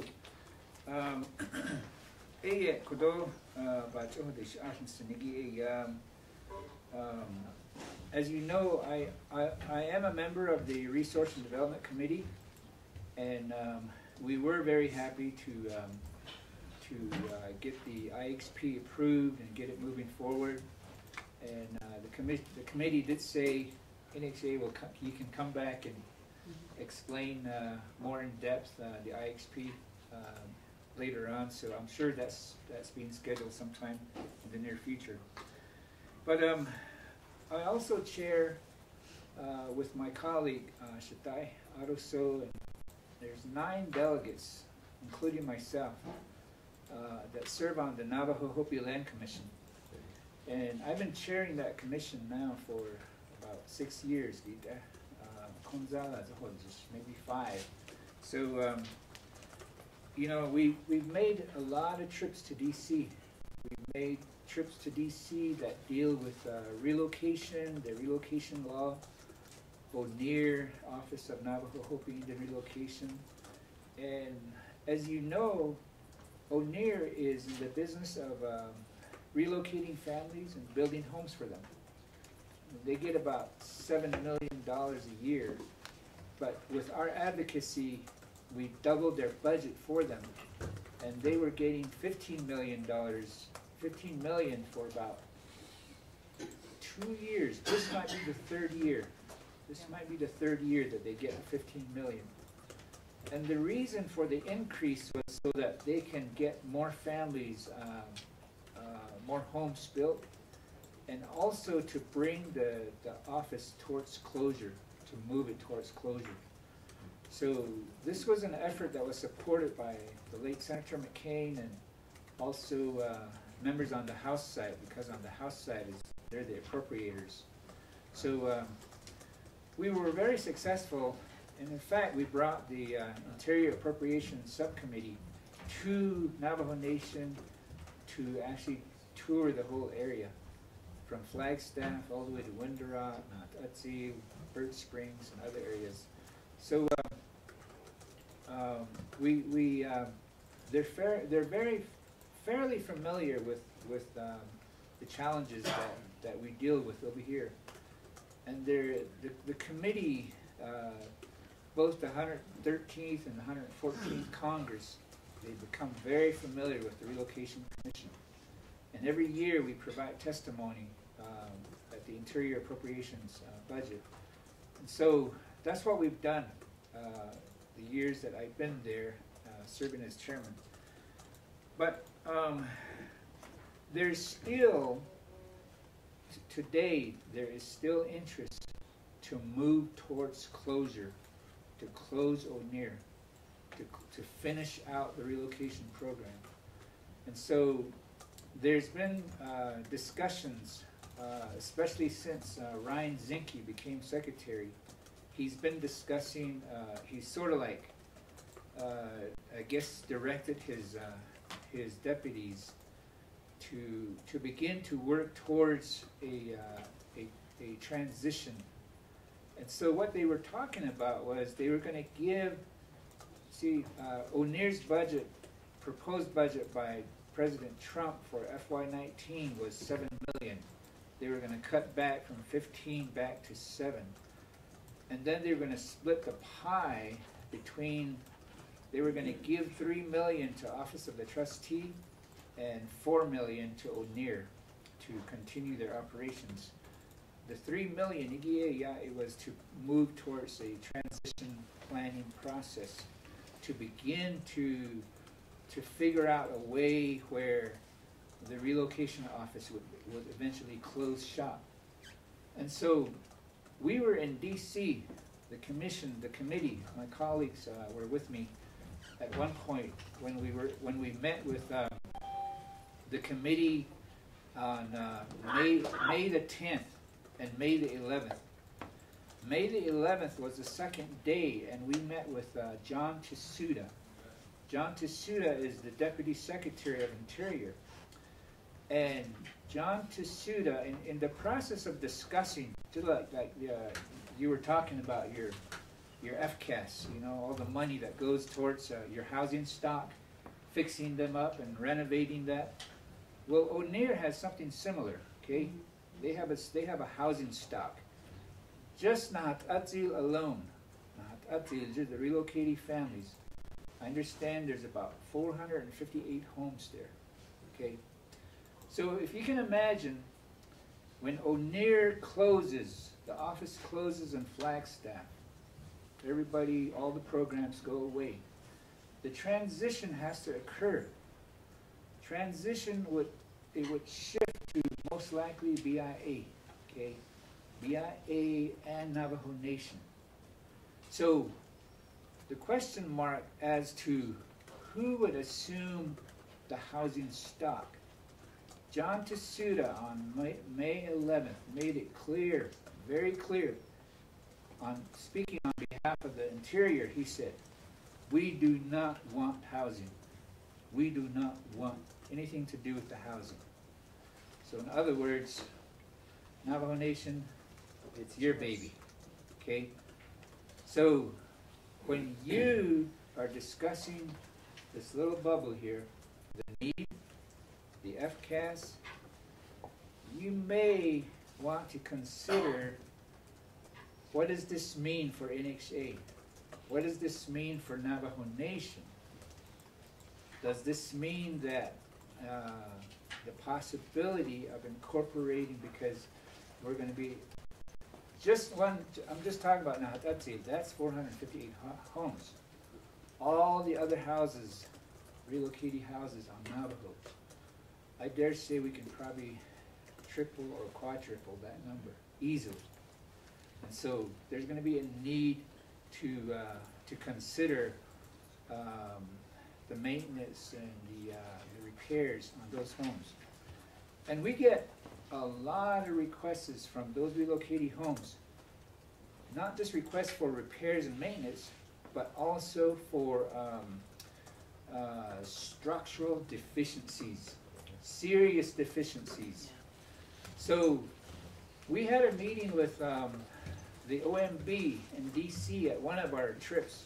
We had a meeting with OMB, and the Interior Appropriations Committee was there as well, and OMB was there, and I believe Darren Benjamin, who's the staffer for that subcommittee, he basically said, Walter, he said, we would be willing to give O'Neill some extra money, basically to take care of the structural deficiencies, just to add possibly some money for the structural deficiencies. So that may be happening with this budget, the current FY19 budget. So the reason I share that with you is, if we move towards transition, and if closure should occur at some point in the near future, we could possibly ask for that additional piece of money to come along with it. And who would we give it to? The most likely organization to me would be your agency, you know, possibly because it's federal dollars. You know, it's easier to give it to another federal account. So,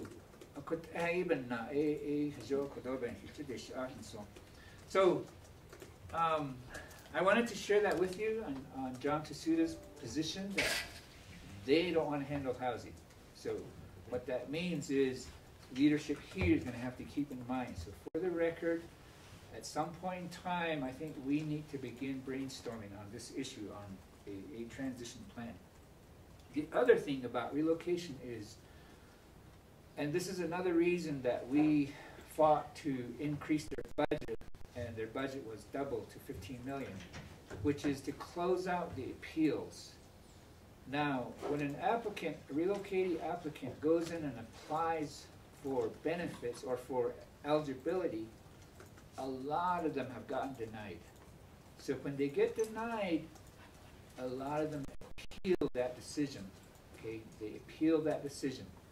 And that appeal process, sometimes at the end, they lose their case, but there's others that win their cases.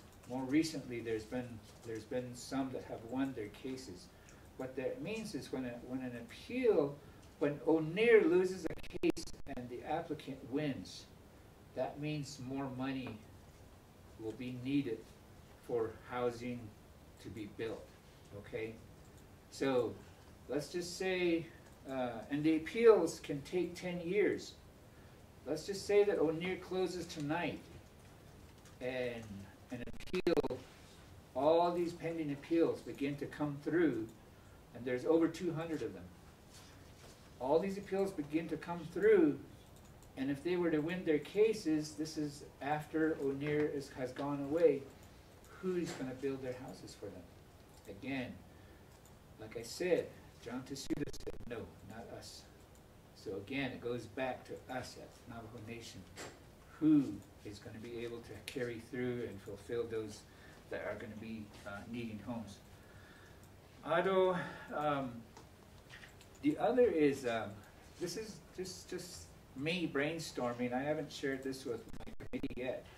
But at some point, I think we need to have a meeting together with the leadership and discuss some of these issues. But in talking about your FCAS, and I'm really glad you shared that. That was very helpful.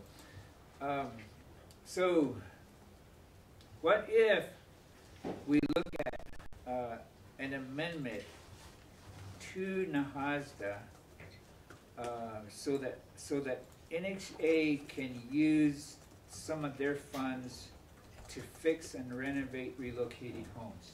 See, that's a suggestion, is that maybe down the road we may need to take that into consideration. So, the second thing, moving forward, I also wanted to talk about, and some of you probably have heard about this, and you probably have, if you paid attention, President Trump has been talking about an infrastructure bill.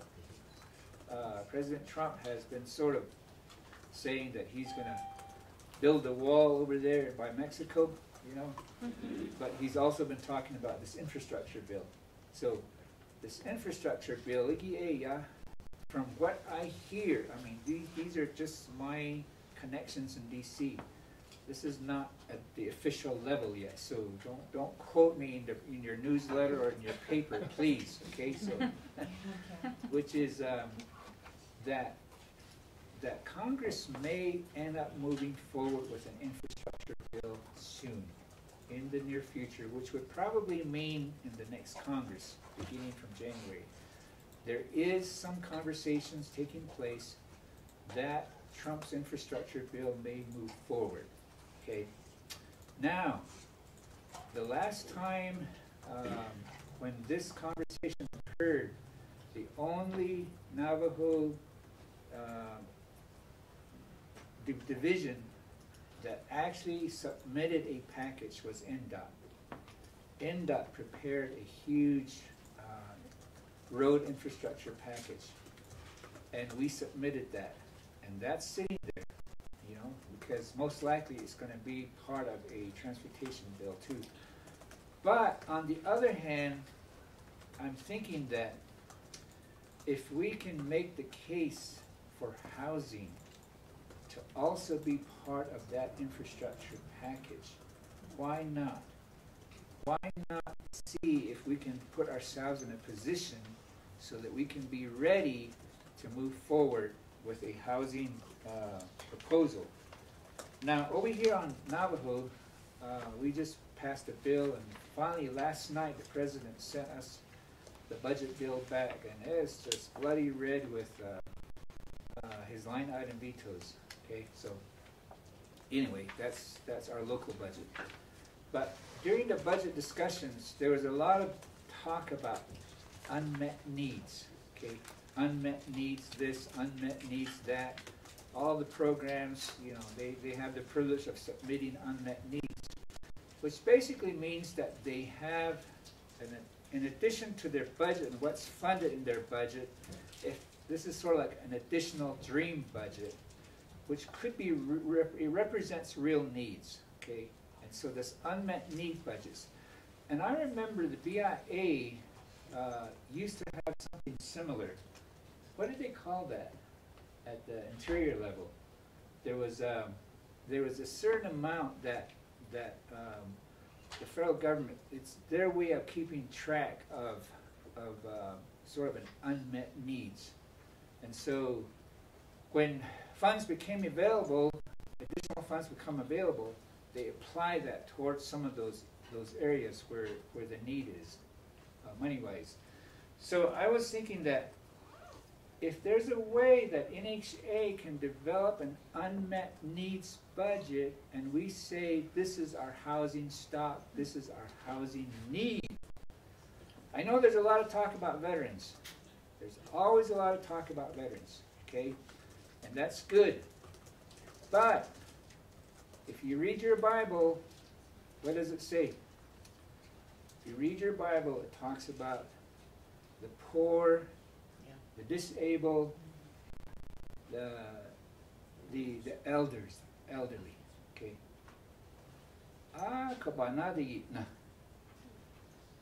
I have so many elders that are just in desperation.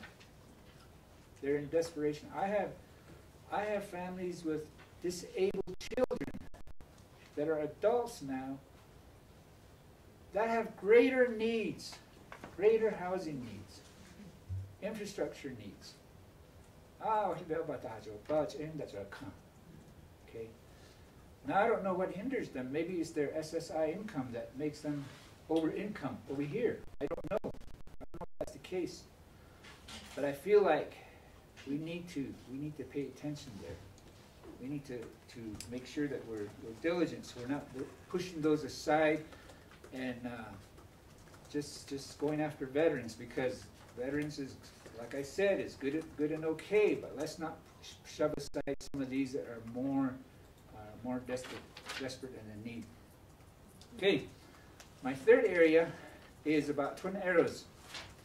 Yesterday, was it yesterday? We did a groundbreaking, for the new travel center. Friday we did a. I'm losing track. Today's Saturday, huh? Okay, so it was an awesome groundbreaking. You know, it's for the new travel center, and so we're very excited about that. And what's his name was also there, the CEO for Navajo Shopping Centers. And they have about over 70 acres right there that they're trying to develop on, the Glittering Mountain project, okay? And that's going to be additional economic development project. But what I wanted to talk about is the overall master plan for Twin Arrows development. And I know that when Aniba Yazi was here, she was very much involved in a housing development plan in that whole area. And because of that, there was also acquisitions of property, a couple ranches that were purchased to consolidate some of the lands in that area. Now, I know that it looks like you're sort of tightening your belt here, but at the same time, I want to urge your leadership. Please don't walk away from NHA or Twin Arrows. Let's not walk away from the master plan at Twin Arrows. Housing and economic development go hand in hand. They go together. So I think that's the vision over there. Now my last point is on Talani Lake, Bird Springs, and any other place where fixes have to be made. And I'm assuming that 16 million is for all of them to combine, right? Is that what it is that you were quoting, or is that just for Talani Lake? That's for the whole, all of them to combine. Here's my thought on looking at that. And it's unfortunate that we have to go down that road, but it's just there's no other way around it. But my thought is, I think maybe it would be good for us to sit down and take a really close look at it, because 16 million is a big chunk. It is a big chunk, and it is very discouraging. But I just wanted to encourage you and say, let's put our heads together and see if there's a way that we can find additional funds to support that, to supplement that, okay? Whether it's UEFB or whether it's another source. I think we can still do it, we can still expedite it, and but I'm here to help. I'm here to help, and whatever I can do to be helpful, I want to also present that suggestion. So, but the need is there. Every time I go to my chapter meetings, the question always comes up: what's happening? What's the latest? It's like, okay, you know, it's exhausting. So, thank you very much. Appreciate your time. time here and coming today. Yeah. Good to have you here. Yes, thank you. And just to kind of speak to some of your points, especially about economic development, I think you're absolutely right. The housing and the economic development do go hand in hand, so it's a critical point. With regards to projects like Twin Arrows in that area, as well as other areas across the Navajo Nation, we as a board see a lot of opportunities there to develop and create real projects. And I think a good portion of that is taking these issues that we've seen so far and eliminating them. What that does, it gives us the ability to leverage. It gives us the ability to go to outside resources for funding, that we're not completely dependent on the HASDA. And later on, what that's going to do for us is make sure that we have the fiscal responsibility and policies in place to make sure we can go to a bank and say, look, this is how we're going to be able to leverage these funds and utilize low-income tax credits and all the others. And when they see that our fiscal house is in order and our policies are good, it makes it a lot easier to access that type of capital for projects like these that we know in the long term are going to be economic growth drivers for the Navajo Nation. So I'm excited. I think that you're exactly right. Projects like those are going to help us create more value and housing in the Navajo Nation. So I look forward to working on those types of projects with all of our leaders. All right. So just tell me how to follow up. I guess you can follow up with me later on. I think Craig will probably have some stuff to follow up with you on, and we'll make sure we put that in writing for you too. All right. Thank you. All right. All right. Thank you very much. We're on to item number 3 on the reports. We'll go ahead and turn it over to Mr. Dougal for the NHA Executive Report. Oh, do you know what? Let me stop you real quick. I know we have Frankie, Commissioner Lee on the line. Any comments or questions you'd like to ask?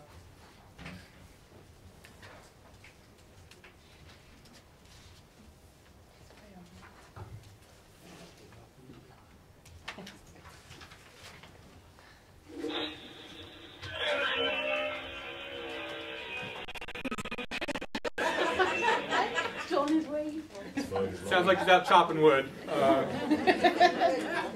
Maybe. Or you're riding your motorcycle, Mr. Lee? Well, we're building stuff. Oh, okay. Right here building. Any comments or questions that you'd like to put on the record? Well, I'd sure like it if possible attend more of our meetings all the way through, and then seek out NXA to get education for like a full day to get up to speed on what we got going on. That's what I'd like to see, as well as the President's office. Thank you. Okay, thank you, Commissioner Lee. Great point. All right, now we'll turn it back over to Mr. Dougal for your executive report, please. Mr. Chairman, council delegates, commissioners, staff. Under tab 2, I have my report.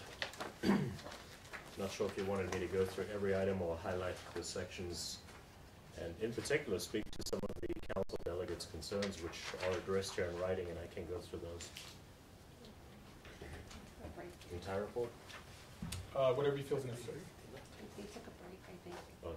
They took a break. Okay. Or did Okay, they leave? so- Let me. I tell you what. Let's take a 5-minute recess. Check the building. See if they're here. Do that. Recess to the sound of the gavel, please.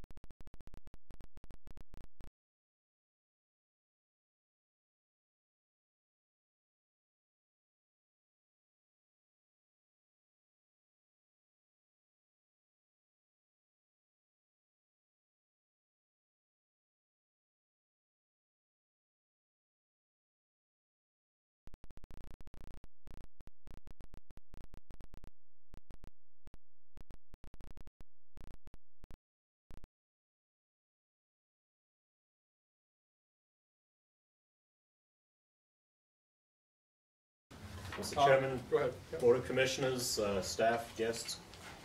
I wanted to go to section 5 on my report because a lot of the issues that have been brought up by council delegates who have presented this morning are addressed, and I'm happy to say that a lot of the issues that are of concern to them are in fact under construction or under consideration. These are projects that are ongoing. I recognize the need for us to press forward and get things moving quicker. We've been compared this morning to the BIA. I think it was a comparison I actually made this week. Didn't I mention that? I said we're operating like the old BIA used to. We have created this enormous bureaucracy, and we have to find a way to get around our own internal processes, which are causing delays on our projects. I think we discussed it at manager meeting. We discussed it at several other meetings. But I like the analogy.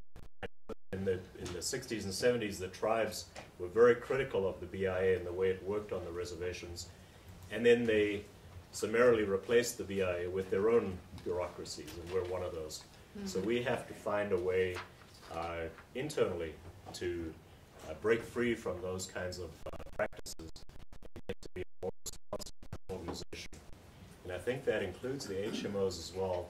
I think we have unfortunately developed into a system where the HMOs are operating as semi-autonomous offices, independent of the central office, and giving out different messages and responding to tenants' needs differently. We've got to get a consistent approach, and it's got to be a very responsible approach. And also to put a lot of our conversations in writing so that the tenants, the delegates, the commissioners, everyone can see it in black and white, because often they're so busy in their agendas and their schedules that they don't receive the information correctly. And we have questions today like pothole alley, why is it this scrapped? Well, it's actually under construction. So happy to announce that, but it's just a small example of the communication or lack of communication, the lack of effective communication. It's very good having a conversation with an individual, but that needs to be followed up with a quick memo, a quick letter, something black and white, so that the person receiving information is receiving something tangible they can hold on to. So we got to improve how we do that. But I'll go to specific initiatives we're working on.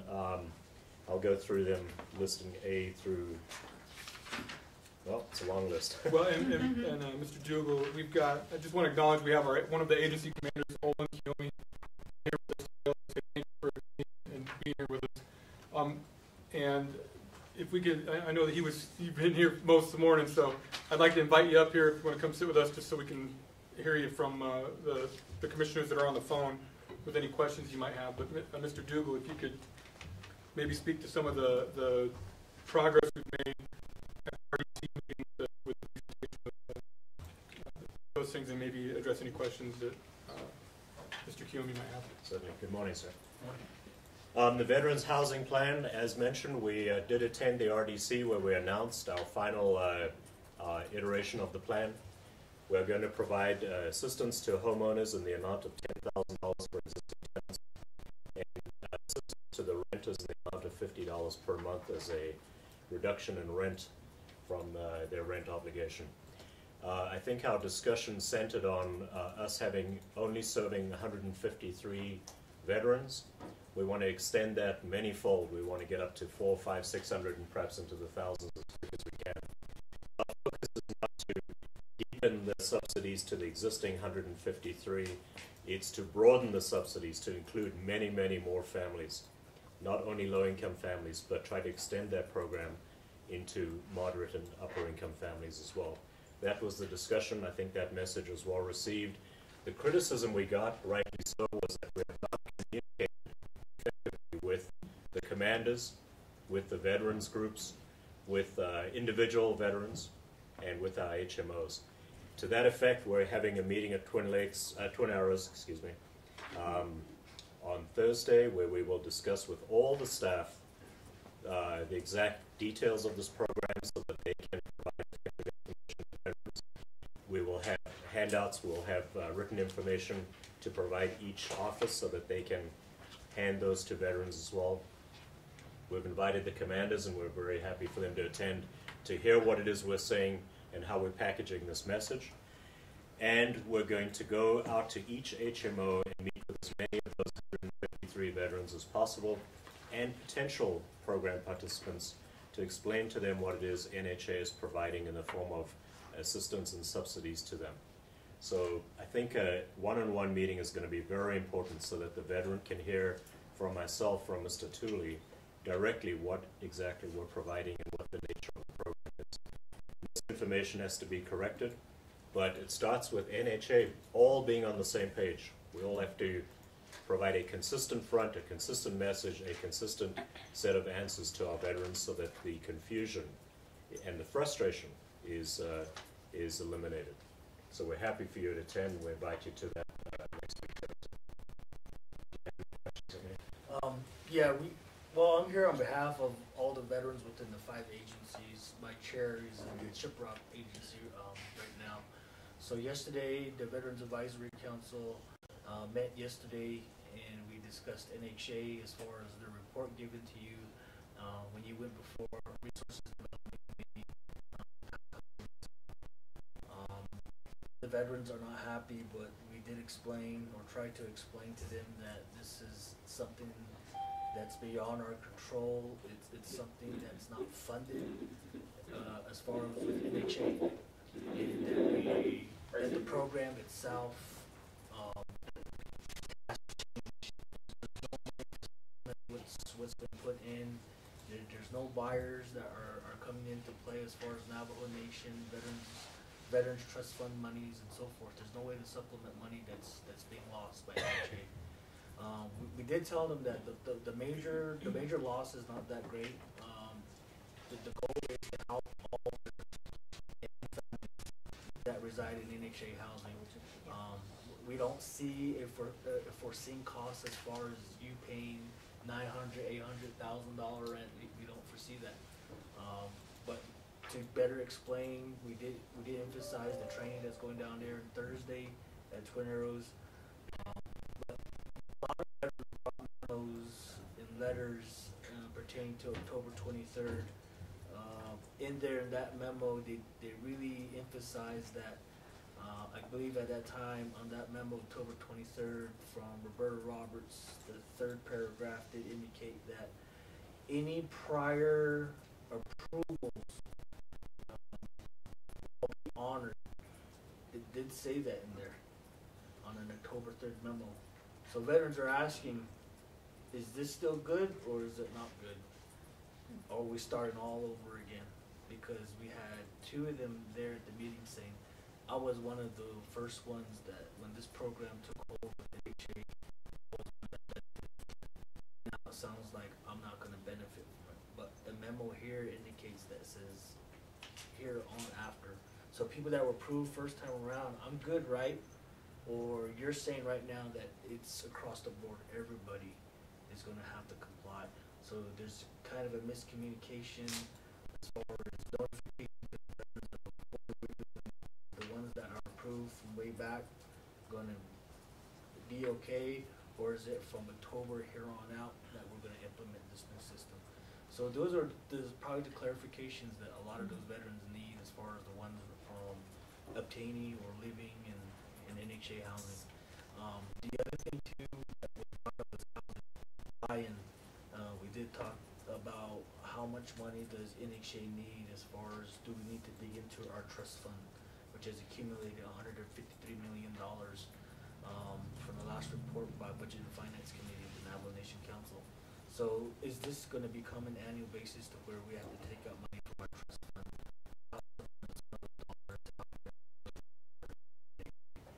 So we're looking at, and we heard earlier this morning that you guys need buy-in money, but it's really hard to find.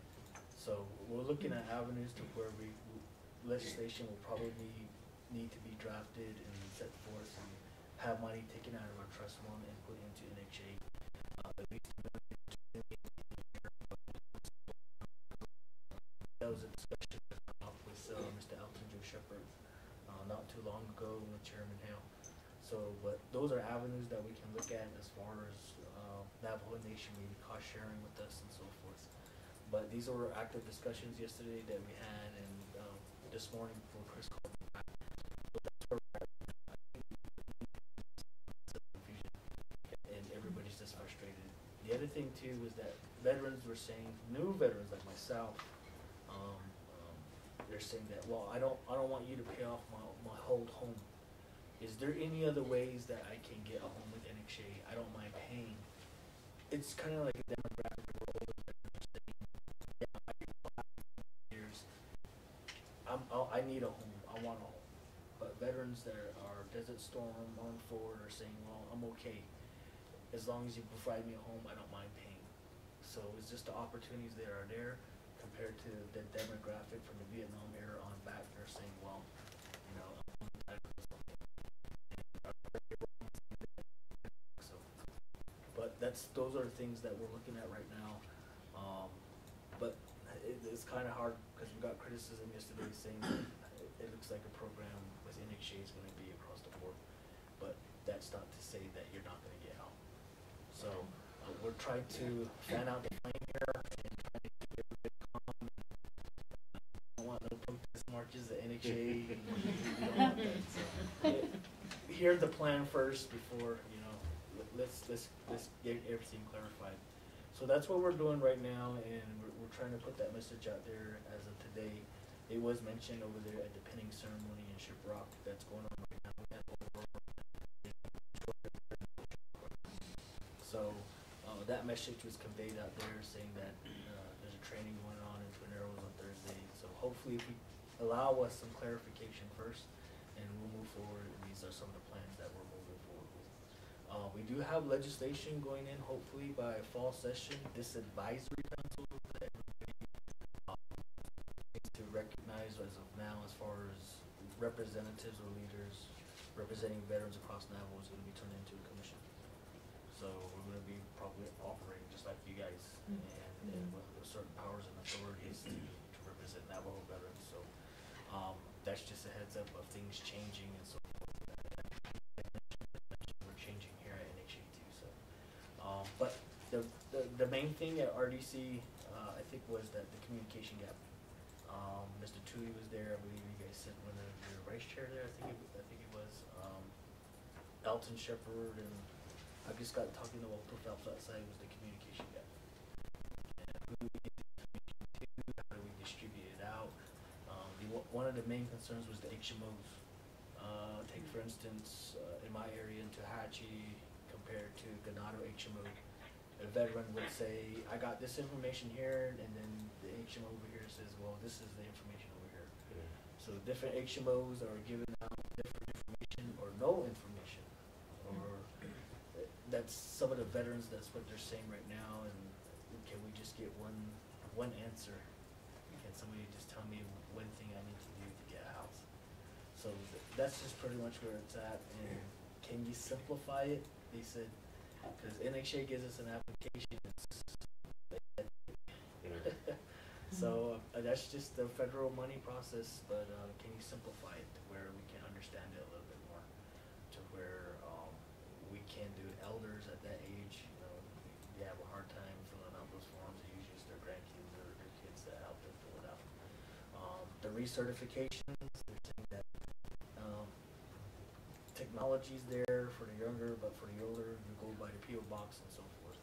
So I think it's just a major communication issue. So, but as the Veterans Advisory Council that officially represents the veterans of the Navajo Nation under the Veterans Act, this is what we need to do. And we talked to Elton Shepherd. It's a boulder that's gone downhill already, and we have to change.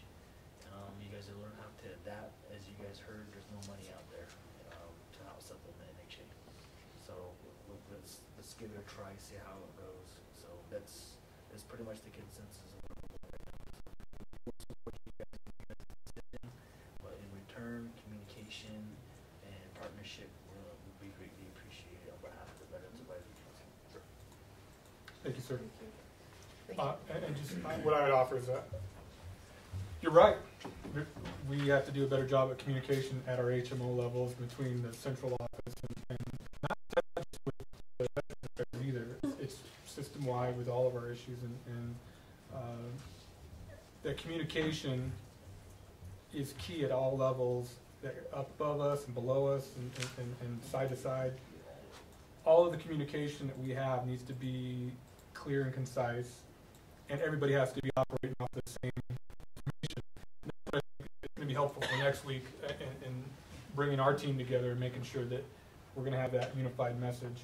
And to speak to the other aspects of it, there's a lot of need out there. Not all of it's low income. Some of it's middle income and high income. And I think that in the future, especially working with the Veterans Advisory Committee and the Commission, if it turns into that, it's key that we say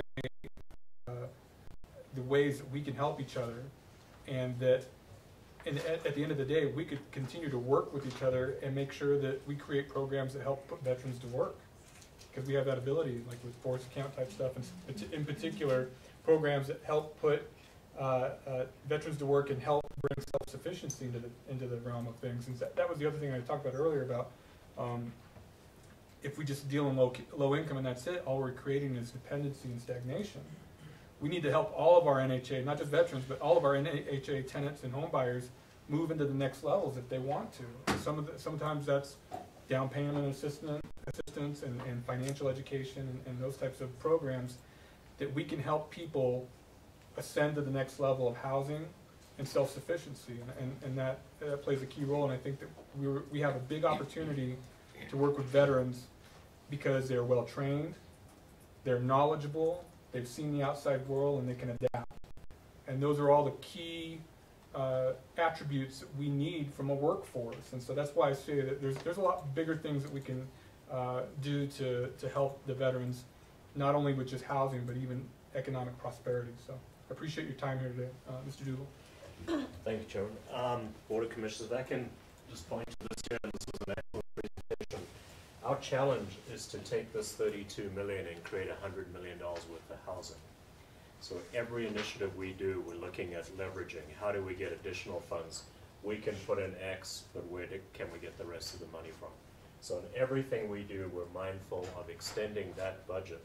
That should be part of the total construction cost that we're doing. So we're trying to get, in every program, where can we get additional money? Is there matching funds? I am working with a delegate, Key Allen Begay, on specific on veterans to try and get money set aside to get houses renovated under force account. And so that's our goal. And so we make no apologies for asking for money, because we're trying to turn that $32 million into $100 million worth of housing. This week we authorized the hiring of 220 workers, force account, to go and renovate our homes. And I hope that we can work to get a lot of those jobs made available to veterans exclusively. I met with Sandstone Housing this week. They're wanting funds from us to renovate 67 homes. And my comment to them was, we'll look at that provided we can have an understanding that a number of those homes will be designated specifically for veterans. So we're working on other things to supplement the number of veterans we're taking care of. There's need out there, and we have to expand our programs to accommodate that need. So there are discussions in the works that would make more homes available. We're trying to buy back houses that are currently boarded up and unoccupied, buy them back from the owners, and turn those houses over to veterans' use and rent them out or sell them to veterans. So there are a number of things in the works, and we hope to have proposals here in the coming board meetings to increase the number of veterans we're serving. That's the key. Does that answer some of your questions? Yeah, there's actually we are working with Mr. Key on the BA to help supplement some of those funds. It may not be a lot, but it's at least some kind of contribution the veterans can make to help benefit other veterans and their families. The other two that was mentioned by Elton Shepherd, Chairman Shepherd, was that how can we better expand our workforce as far as veterans' preferences and so forth. So I guess you answered that question, and that's something that our veterans are looking forward to. So by any means, if by any initiative that any shape can help the veterans, we just like to be kept in the loop as far as what was going on. The other thing that your vice chair that was there that mentioned numerous times was that we need to bridge a communication gap. We heard that somebody from an HA always needs to sit there with council to help educate them and what are going on this communication. As you guys heard this morning, same thing with veterans. we need somebody here, such as myself. It may not be me, maybe somebody else a little later on down the road, or one of our members or our vice chair or our chair will be here at these meetings. But we kind of like to have that invitation from NHA. We'll be discussing veterans issues at this meeting. If you can make it out, the invitation is there. So that would just promote a little bit more communication and partnership. So we really want to emphasize the partnership part. And that, I don't think that's something that was ever had since the beginning of NHA. We tried starting it with prior leadership, and now this is where we're at right now. So. Appreciate that. Thank you for coming today. And I look forward to the partnership, and there's a standing invite anytime you guys want to. This is a public forum. That's one of the reasons we record the whole thing. So if you can't make it out, you can go back and kind of watch the tape. But that partnership and the communication is the only way this thing's going to work. Not just for veterans, but just system-wide. And I think NHA plays a role in leading that. And so by us working together, I think that we can accomplish a lot more. Yeah. And Mr. Tui himself, as far as heading up the Veterans Initiative for NHA, has been a great help. So, good. So far, he's been communicating with us. And I think that's the benefit of trying to think outside the box. That position that he's in didn't exist before, and we saw there was a need that we could address by having somebody in that type of position. But I think that it can even be expanded in a bunch of different ways as we continue to move forward, and I think there'll be a lot of needs for those too. So, Mr. Chairman, Commissioners, staff, hopefully in the next 3 months, in fact, if it can happen, we'll come up with programs which will expand our assistance to veterans for more people, not for the 153, but for the rest of the community. So I hope we can have some very exciting initiatives we can bring to you and discuss with you. Sounds good. Thank you. Thank you. Well said. Good job. All right, we'll cut back into the CEO report. Back to A, which is 5A, VA, 5A. Dene College, we are in discussions with Dene College to look at a restructuring of the sub-recipient relationship where we're able to be more involved, more accountable for the monies that are awarded under the sub-recipient type of relationship, and to participate in the success of these projects. I think the current sub-recipient formula is not successful, not working correctly in many cases. In some cases it worked fine. But we're talking to Dene about perhaps proposing a new approach to this, working with them on the projects. Three projects they want to do. One is a dormitory, other is faculty housing, and the third is a student activity center. And we're looking at partially funding the dormitory, of course, but also extending a loan to Dene College to provide faculty housing. So we're working on as the chairman suggested, leveraging our money, lending money so we have a rate of return, but also participating in the success of their project in more of a joint venture relationship than a simple sub-recipient. So we're working with Dene on that, and we've had some very, very exciting meetings, and we hope to be presenting that here at a subsequent meeting. Private mortgage program, I realize that the council delegate speaks about many people who are in need who cannot qualify in a mortgage program, and we are obviously very mindful of that and very focused on that. But we're also aware of the tribal members who are successful, who are working, who have got educated, and are looking for opportunities on the reservation. So we're trying to step in with the banks and financial institutions that are currently not providing opportunities, which would be predominantly trust land or individual allotted lands. And we're looking to create a mortgage program which extends financing to the individuals in an affordable way, so we could provide down payment assistance or reduction in interest rates, or a combination, and mortgage financing out to over income or higher income folks that we currently don't serve under the NAHASTA regulations. So our obligations extending from current low income eligible tenants to all tribal members. And I think the banks have failed us in the banks have failed us in their programs that are strictly commercial in their orientation, and they are there to secure their own default clauses and so on. But I think we can step into that void, and we can provide opportunities where the banks won't go. And we can work with the CDFI, the credit union, lending, to work on a program where perhaps housing provides the guarantee so that there is no default risk for the institution, the financial institution, and housing can step in and provide those securities to attract financing for mortgages.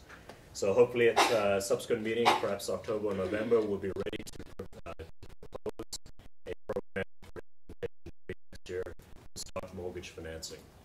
Our target audience here are the folks who have been living in rental properties, our rental properties and others, for many years, paying rents, developing very little, no equity in those units. We need to provide them for a mechanism to step out of the welfare program into their private equity. So we have people living in our rentals for years and years and years, paying maximum rents, $600, $700. They should be buying their own house. They should be in a position where that $700 or $800 monthly payment is going to their own equity. It's not going to NHA or to a landlord. So that's what we're looking at. Out of the rentals into a private mortgage for themselves so they can develop equity in their future. That also frees up the rental for a needy family. So we have the double benefit of being able to free up a unit and to get that tribal family, the higher income folks, into their own housing opportunity. So that's where we're headed with that. And we're working, myself, Heather, we're working on a proposal to bring to the, and also now Mr. Nota. So we're working together to bring that proposal to the board. Twin Arrows was a conversation Council Delegate Phelps alluded to. We have a meeting next week, Wednesday, with the casino management to discuss employee housing. The idea here is that the people working at the casino should have accommodation nearby to cut down on their commute, but also to maintain the bonds with their families. If they're working a swing shift or late shifts, they can go home for dinner, they can participate with their kids and so on. So we want to have housing nearby so that we can put those bonds that are not working 20 miles away. Want them to be able to go home and tuck their kids into bed, go back to work, things like that. So we're going to work with the casino to develop a housing approach for employee housing at the Twin Arrows Casino. Window Rock, same thing. We're looking at building a complex for the post office. Dwayne will go into that more in his presentation. We're very close to getting that proposal ready to start construction. Talani Lakes, again alluded to by Delegate Phelps. We have to strip all the usable materials out of that facility, put it into buildings, and rebuild a community there. Exactly what we'll rebuild is open to discussion and open to board approval. It could be an elder complex, it could be a veterans complex, or it could be a combination housing for specific needs that we've identified. But the first step is to get the building torn down. We got a huge concession from HUD that allowed us to repay the funds, which is $4.3 million, to our LOCKS account. So we'll have to take it out of our non-federal funds and pay it to our LOCKS account to be used for future construction at Talani Lakes. So initially their assessment was we'd have to pay the money back to the Treasury, in which case it would be lost to Navajo. But in discussions with him, he said he's going to get us a letter which allows us to repay our own LOCKS account, use the funds for future projects. So that's a concession, but we have to attend to that project immediately. Refurbishment and reoccupation of vacant NHA units. We have a number of units vacant. We're working on a grant proposal, a grant which will be out in November. We'll put together a package, we'll submit the grant, and we will hopefully be successful in renovating all of the boarded up and vacant homes. There's one category of homes that we're going to struggle with, and those are the homes that cannot be occupied for cultural reasons. There may be a death in the home, there may be an where people do not want to occupy that home. I'm negotiating with HUD as to what to do with those houses now. We hope to get a letter from them with some direction as to what to do with that kind of situation. for that grant and other grants, a big part of what we're doing is bringing in additional money. We're going to hire a grant writer. That should be advertised next week. And we're going to get grant sources of financing that we currently are ignoring. There are funds out there we can go after, and we need to have a grant writer that's entire job, entire focus is just preparing applications for additional funding. As I said, that $32 million has got to be leveraged into $100 million worth of housing, and that's going to come from additional funds participating in leveraging our money. Bluestone, I'll allow Dwayne to go into that further. There's some development. We have some progress there, and we hope to move that project forward. Crown Point Dene Youth Center had a great meeting yesterday. The intention of the meeting was to try and modify the building to bring down some of the aesthetic components, maybe the skate park and so on. But Miss Virginia was there, and she said, absolutely not. I have all the money for this project. Council, I'm working with Vice President, and we will put the money together, and we deferred to their judgment on that. We're going to move forward with the project. We're going to that commitment in place. The project should be under construction shortly. Veterans housing, we've discussed extensively. Inventory controls, yes, sir. Go ahead. What project is that, and who was that you were talking to? Crown Point Dene Youth Center. That discussion with Vice President Nez in a meeting, very fortunate to have his attendance to discuss Shanto, and we are negotiating with his office to redesign that facility into a more modest type of construction, and then to resubmit that project for the board consideration. But 10,000 square foot building, estimates are $1,000 a square foot. We want to be about 300 to 350. So he is understanding of that position, and we're negotiating with him how to get Shanto constructed.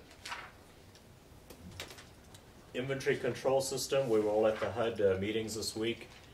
The one thing they did say is they gave us a heads up on which areas they're going to concentrate on next year, and in their estimation, you are going to get findings on your current inventory control system. It has to be improved, and this is an internal process that has to be developed and implemented in training and so on. So Dave Sutherland said you're going to get findings next year if you continue with this lack of inventory control. We have to find that when it leaves here and goes out to the area offices, that's where we have no further control of the inventory. So we're looking at bringing someone in to implement an inventory control system, do the necessary training, getting the tablets and the technology for the maintenance workers, and getting this implemented before the review next year. Audit is something I wish to discuss in executive session. Hiring of key positions. We are in a process of reorganizing the entire organization, not to simply implement another change or another reorganization, but to realign ourselves with the priorities of the President and to extend new opportunities, not to just continually refurbish existing homes and spend money on existing houses, but to create new housing opportunities for folks. So we're trying to move positions and resources away from the current housing stock and into new development. And because of that, we're looking at organization to two basic areas. One is development, construction, maintenance, refurbishment, and the other is into operations. And hiring positions to fill that mindset and to get development more of a focus of the organization.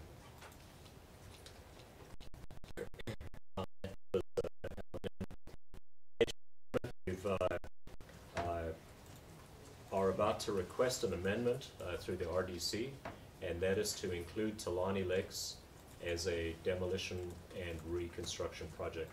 There may be other things we want to look at in the IHP. We may have some areas we want to amend, but in HUD's estimation, the new program needs to go through the full IHP, and we've approached Council Delegate Phelps, and he's agreed to sponsor that, to do an IHP amendment to include Talani Lakes.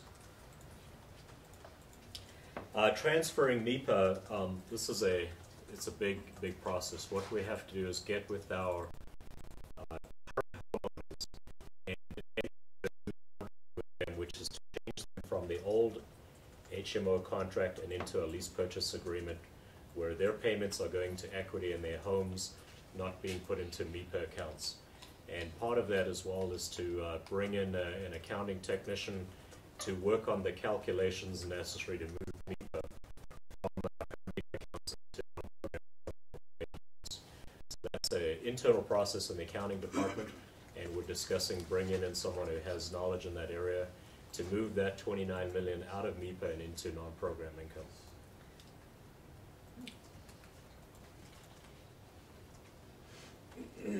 Applications, as I mentioned, we're looking at hiring a grant writer this week and apply for funds in the areas.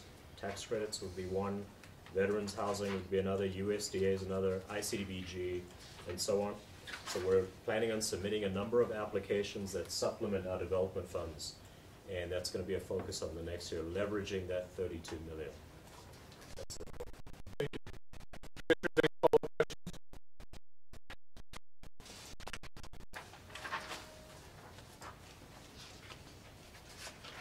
My questions are on the audit, but we'll take care of that in executive session. Thank you. Okay, last call. Thank you. Thank you again for that.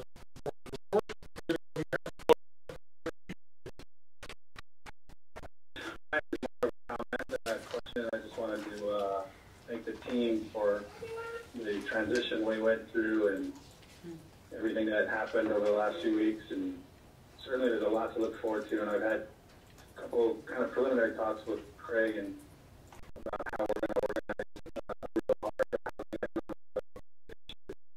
So I'm excited to be a part of that, and just thanks to the team. Keep moving forward, everyone. It's real encouraging to hear we created 220 jobs for housing rehab, and just good things so far. So great work, everybody. Thank you. I'll second that. I just want to do some thanks to the team of today.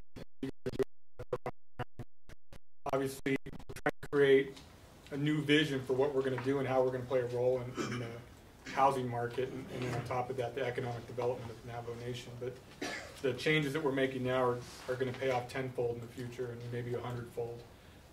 We're really changing it into a way that will bring a lot more to the nation, a lot more value by simply concentrating on low-income housing. So I'm looking forward to that. So thank you again. We'll go on to Mr. Visitas' operations report, and we're running a little behind, so we'll get the amended version. I'll make this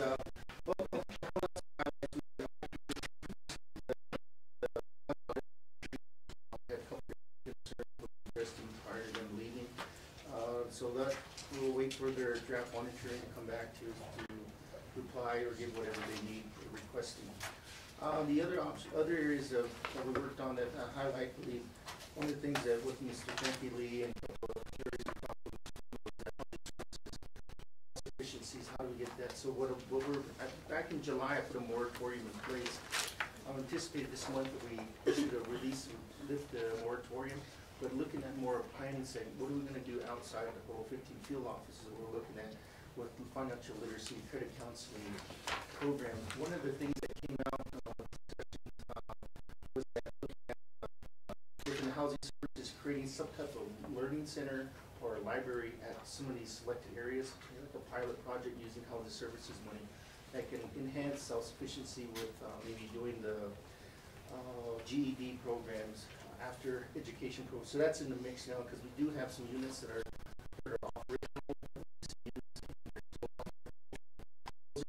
Looking at getting with, working with the housing management office, with Heather's staff there to kind of roll out a project, kind of get some description what we can do. Because if we can, there's areas out there with grants that we can get internet service connections and stuff. So through with housing services, we lift the moratorium, looking at areas of improving that, and then rolling that out for all 15 field offices. The other part of the highlights, we talked about inventory control. We looked at HDS. We looked at a new system, a modular system that we came up with. We ran through that access probably about 2 weeks now. Maintenance is reviewing the programs, and it has drawdown blocks. Everything we've been asking for a system is kind of what they've taken and built it back. So this coming week in Twin Arrows, we're going to look through that.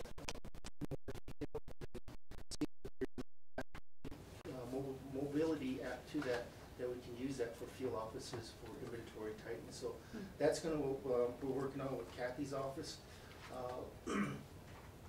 In terms of the maintenance program, like we have the maintenance repair contracts, 377.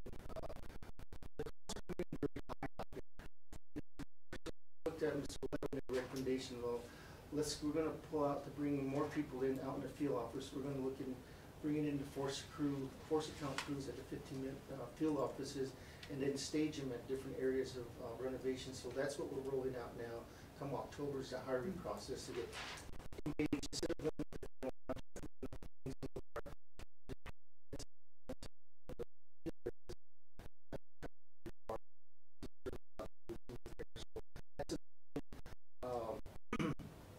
The other projects that we're working on, like what Mr.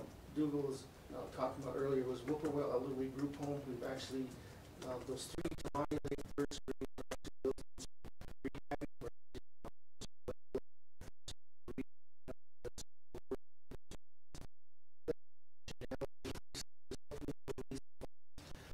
budgets are being set up as of last week, so this we should actually start initiating some first of the month of October to get those things started going.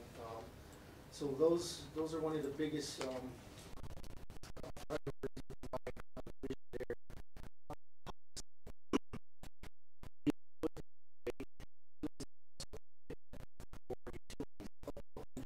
units just running the lines in. They're wanting to keep that commitment to 100, so they don't have to build the infrastructure out more. Because at the times we found out that they wanted 300 units, but they wanted us to build 14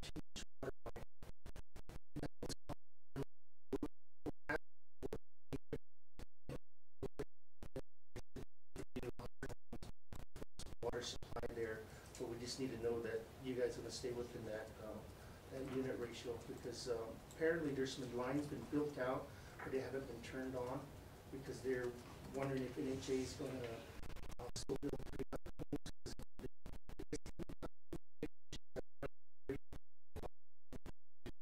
We want to make sure that we don't build more than 100 units out there. So we're working on that with them now, getting everything together.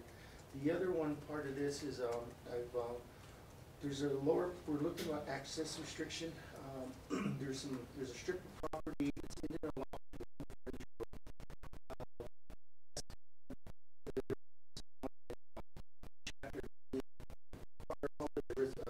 Lotte's name. I want to approach them and say, okay, we want to see if we can purchase this access from you. It's 170 feet wide and I think 1,300 feet long. We buy that purchase and we have access to the whole property. That's what we're working on now.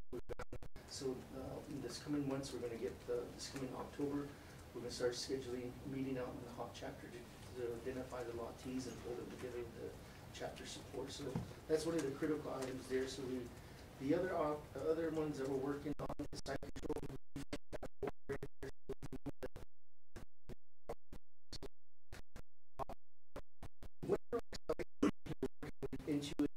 They had a field meeting yesterday because the original corridors that we had, the apartments that we want to build elevated a little higher than what the pressure would allow. So we're looking at relocating the right-of-way corridor to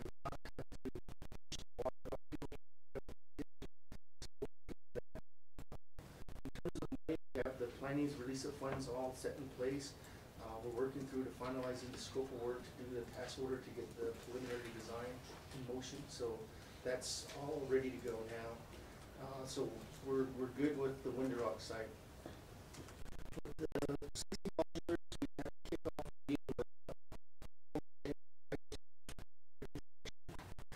actually it's all fenced off. They're doing grubbing. They're doing a lot of earthwork out there now. So they're in full design and construction phase out there. So the design part for cornfields and Navajo is in the final phases of that. So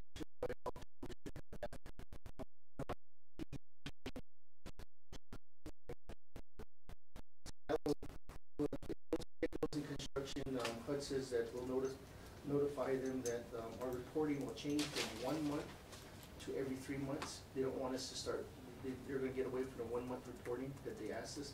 They want to see a 3-month quarterly report. So that helps us out.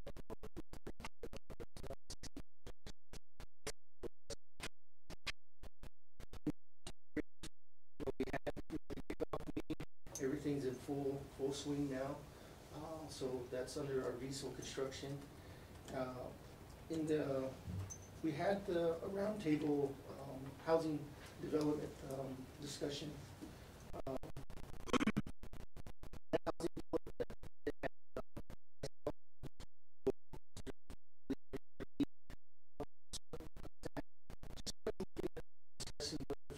We're going to be rolling out some of the obstacles.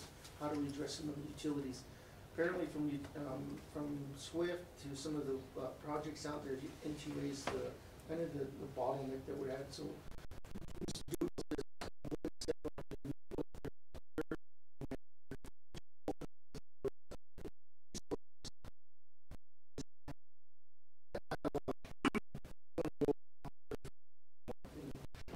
that we can address some of those utility issues out there.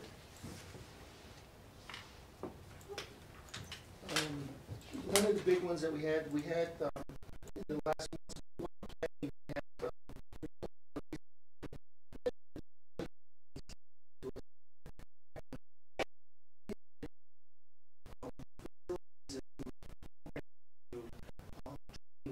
they have a solid waste program. So we did a preliminary training session with them.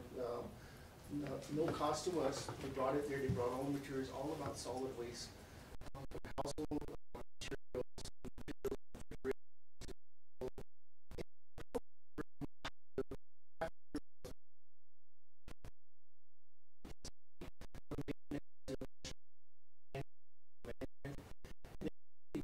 outlook of, right, what are we really disposing from our housing development sites out there, and what Navajo Nation wants to do next year is after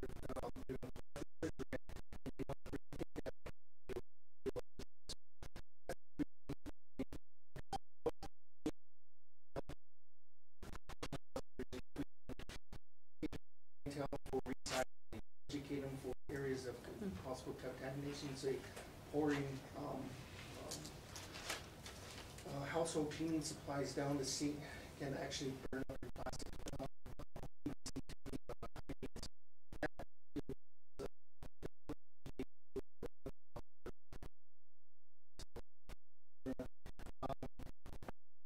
In terms of project we did for UFAS, we got all 30 units done. They've all been transferred over vacant. So those are the ones that were in progress. So our modernization with this last week's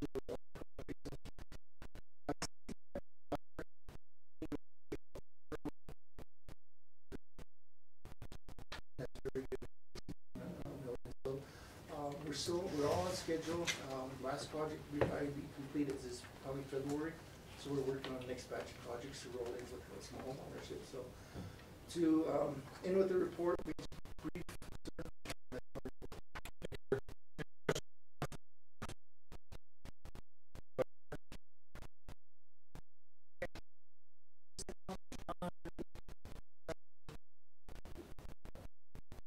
and discussions with SWIFT. I'm wondering about the changes to the septic tank design. If you recall,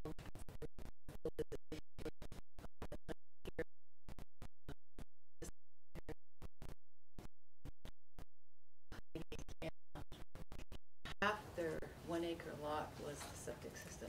I mean, it was huge, and I see that happening across Navajo with these veterans housing. You know, half the 1 acre is the septic system.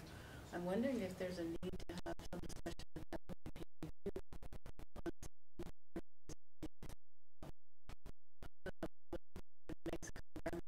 They had a different design, especially in southern New Mexico, where they had greater than 1/2 acre or 1/3 lots, and they couldn't put a septic system in there, so it was like you had a cluster of homes that could use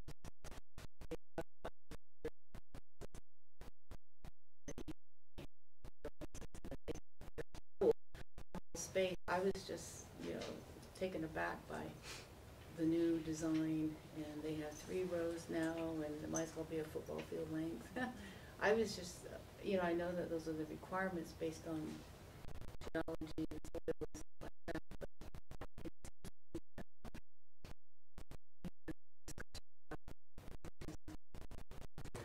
Yeah, I mean, that's one of our biggest concerns, Madam Chair, because when we look at it, what we try to minimize the impacts of some of those, and a lot of times it comes to the percolation of the soil, but that's something that we material, it brings up your costs for your development, so we'll follow through with that and touch base with Navajo EPA. Yeah. Mr. Chair, I think the cost there, you know, I think it was Rock Springs, that septic system was like almost $30,000 that it cost them. At least that's what she told me. That's a lot. That's all I have, Mr. Chair. Thank you. Any comments or questions from our commissioners on the phone?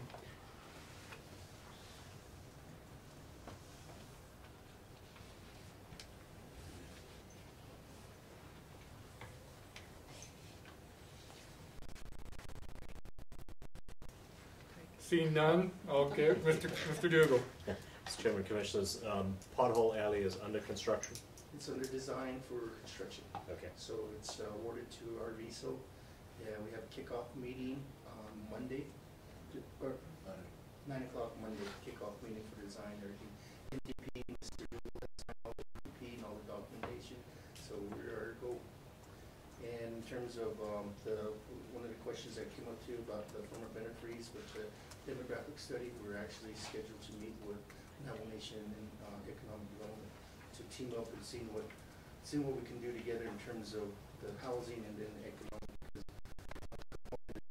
How do we build homes for people to pay for the homes? So that's in dialogue too. So Great.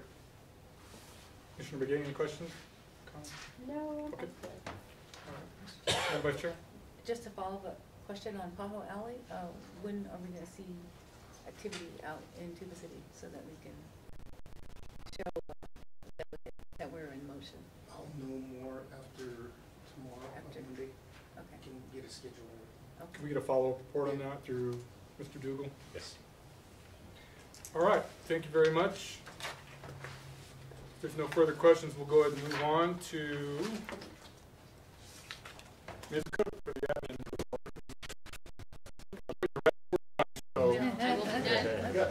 I will be Yeah, done sure. very quickly and make it very brief. So, good afternoon, commissioners, NHA staff, and guests. For the admin branch, I'm just going to hit some highlights for each of the departments. As far as procurement department, we've been focused and working very collaboratively with and Craig here, Mr. Dougal, and finalizing the policies and SOPs for the revision. So we're going to be doing an amendment to the policy, and we'll be requesting a special board meeting before the 30th to do that. Then we've also been working on, for the month of August, all the fiscal year timelines that finance has set in place for all of our departments. As far as IT, IT has been providing the technical assistance for FlexCrete in the month of August. They've been looking and working on updating and improving the internal NHA web for the information that we sent out for the staff, and working to finalize a draft of their IT operational policy. So that's something that they're working on to try to get ready for first read, and they'll be coordinating with Mr. Google and reviewing all of that information, as well as Robin. For HR, for the month of August, they completed the 3-day customer service training. It was pretty much packed each day as far as participation, as well as the new employee orientation. But really, a lot of their focus has been on the restructure, a lot of the different strategies that were coming in as far as bringing new positions on board. So they're looking at putting their focus more in that direction and being able to turn these positions around right away for the department.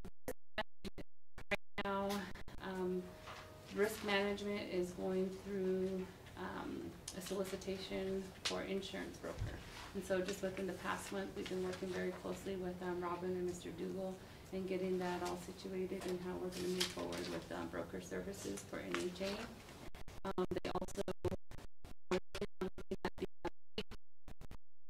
some of the safety concerns here in Fort Defiance, putting clearer signs as to what is employee entrance and working with facilities in that regard with visitors and employees, and then going back out, doing reorientation here in the Fort Defiance area as to how to educate our visitors when they come in. That way they're aware of all the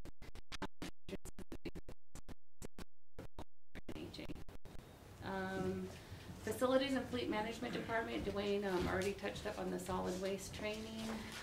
For the month of August, Olin was able to initiate and coordinate a whole Fort Defiance compound cleanup here, so that we are looking at keeping our grounds all cleaner, and also facilities management really focusing on getting the buildings ready for some of the transfers. Mr. Dougal's office is going to be here in Fort Defiance, and then also continuing to address all of the FY18 preventative maintenance projects, such as HVAC, structural repairs over at central office, continuing with that in FY19.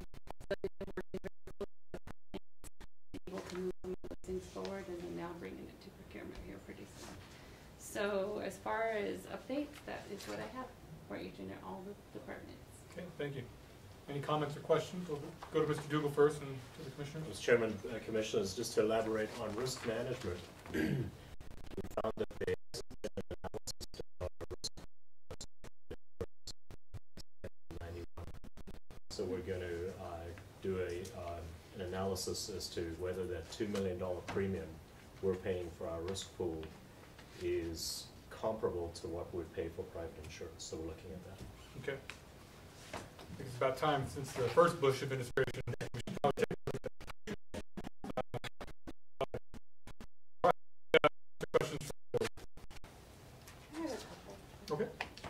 Well, looking through this whole, within the department that you're overseeing, I see that technology went over their budget expenditures. There's nothing aligned with them.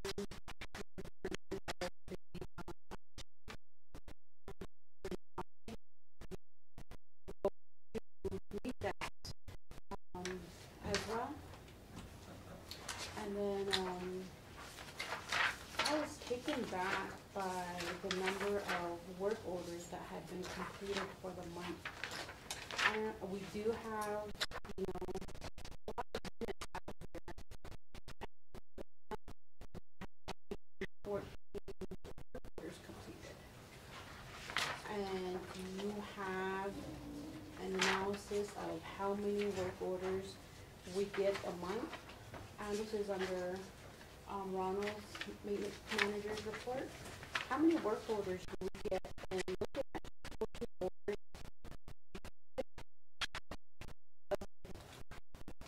that just brings a concern to me. And I currently have one pending, which I submitted a couple of weeks ago. I mean, I don't want to bring that, but it's just like just different things that that we have, and we sustain these homes in a manner to where it can last, a period of time, to where at the end, when the family does move out, that we don't need this, huge project to where we need to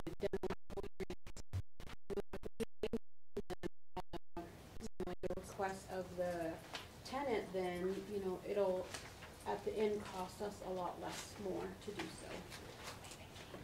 Mr. Dugal? Chairman, Commissioners, on Ronald's work orders, those are specific to facilities, so those would be regarding our buildings. But it's a much bigger issue, which is also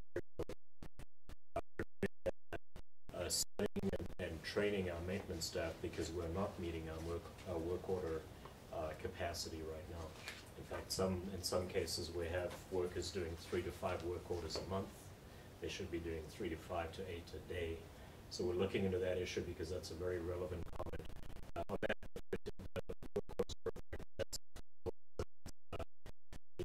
people and staff, it tends to, you know, the air conditioning and within our buildings.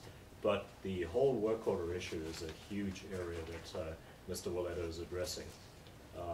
We are not performing well. The HMOs are not charging attendance correctly. We're not system to account for the materials that are spent on that house. So that entire area is under scrutiny, and I can promise you, we're, under Mr. Willetta, we're going to make some significant changes, and I think you're going to see our work order performance improve.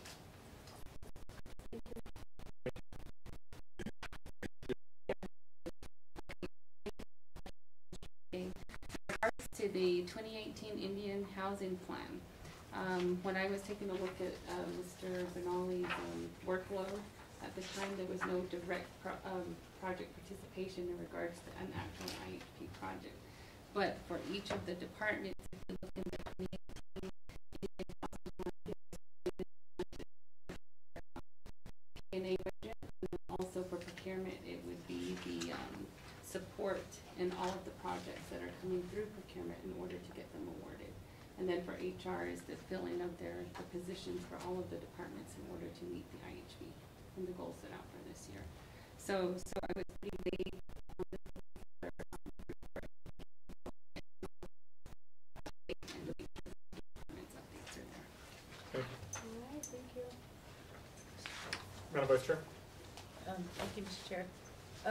If you could remind me, the status of the IT review, the security,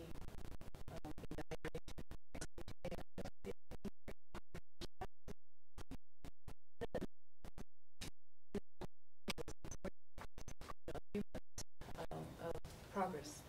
Okay, for the IT, you're talking about the IT consultant that Yes. came in to take a look at all of the Yes. hardware and Yes. software. I believe that particular project was completed. However, IT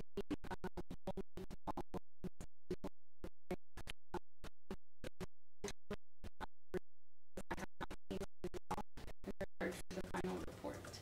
So those were some of the questions, and unfortunately, Mr. Noble isn't here today as he wasn't feeling well, and so he's not able to actually provide a report on that because it wasn't in his report as well.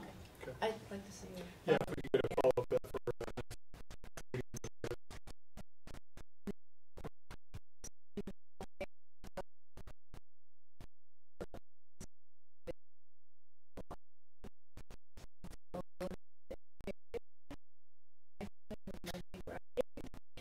You have people parking outside, so I would say if NHA personnel would not park in visitor parking, there'd be ample parking for people coming.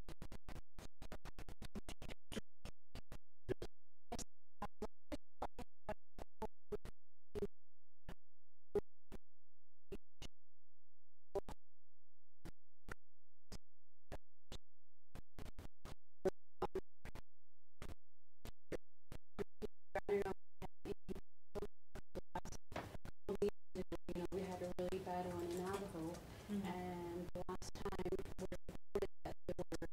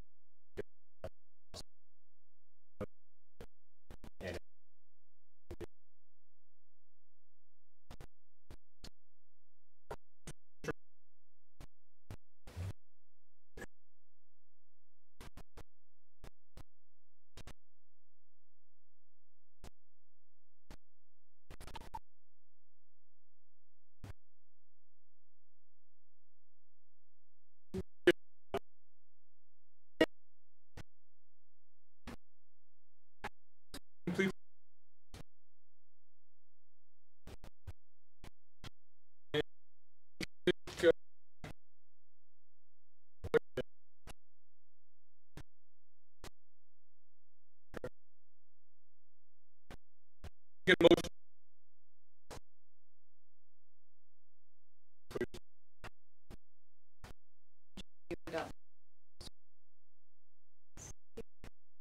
By Matt, by Commissioner Bates.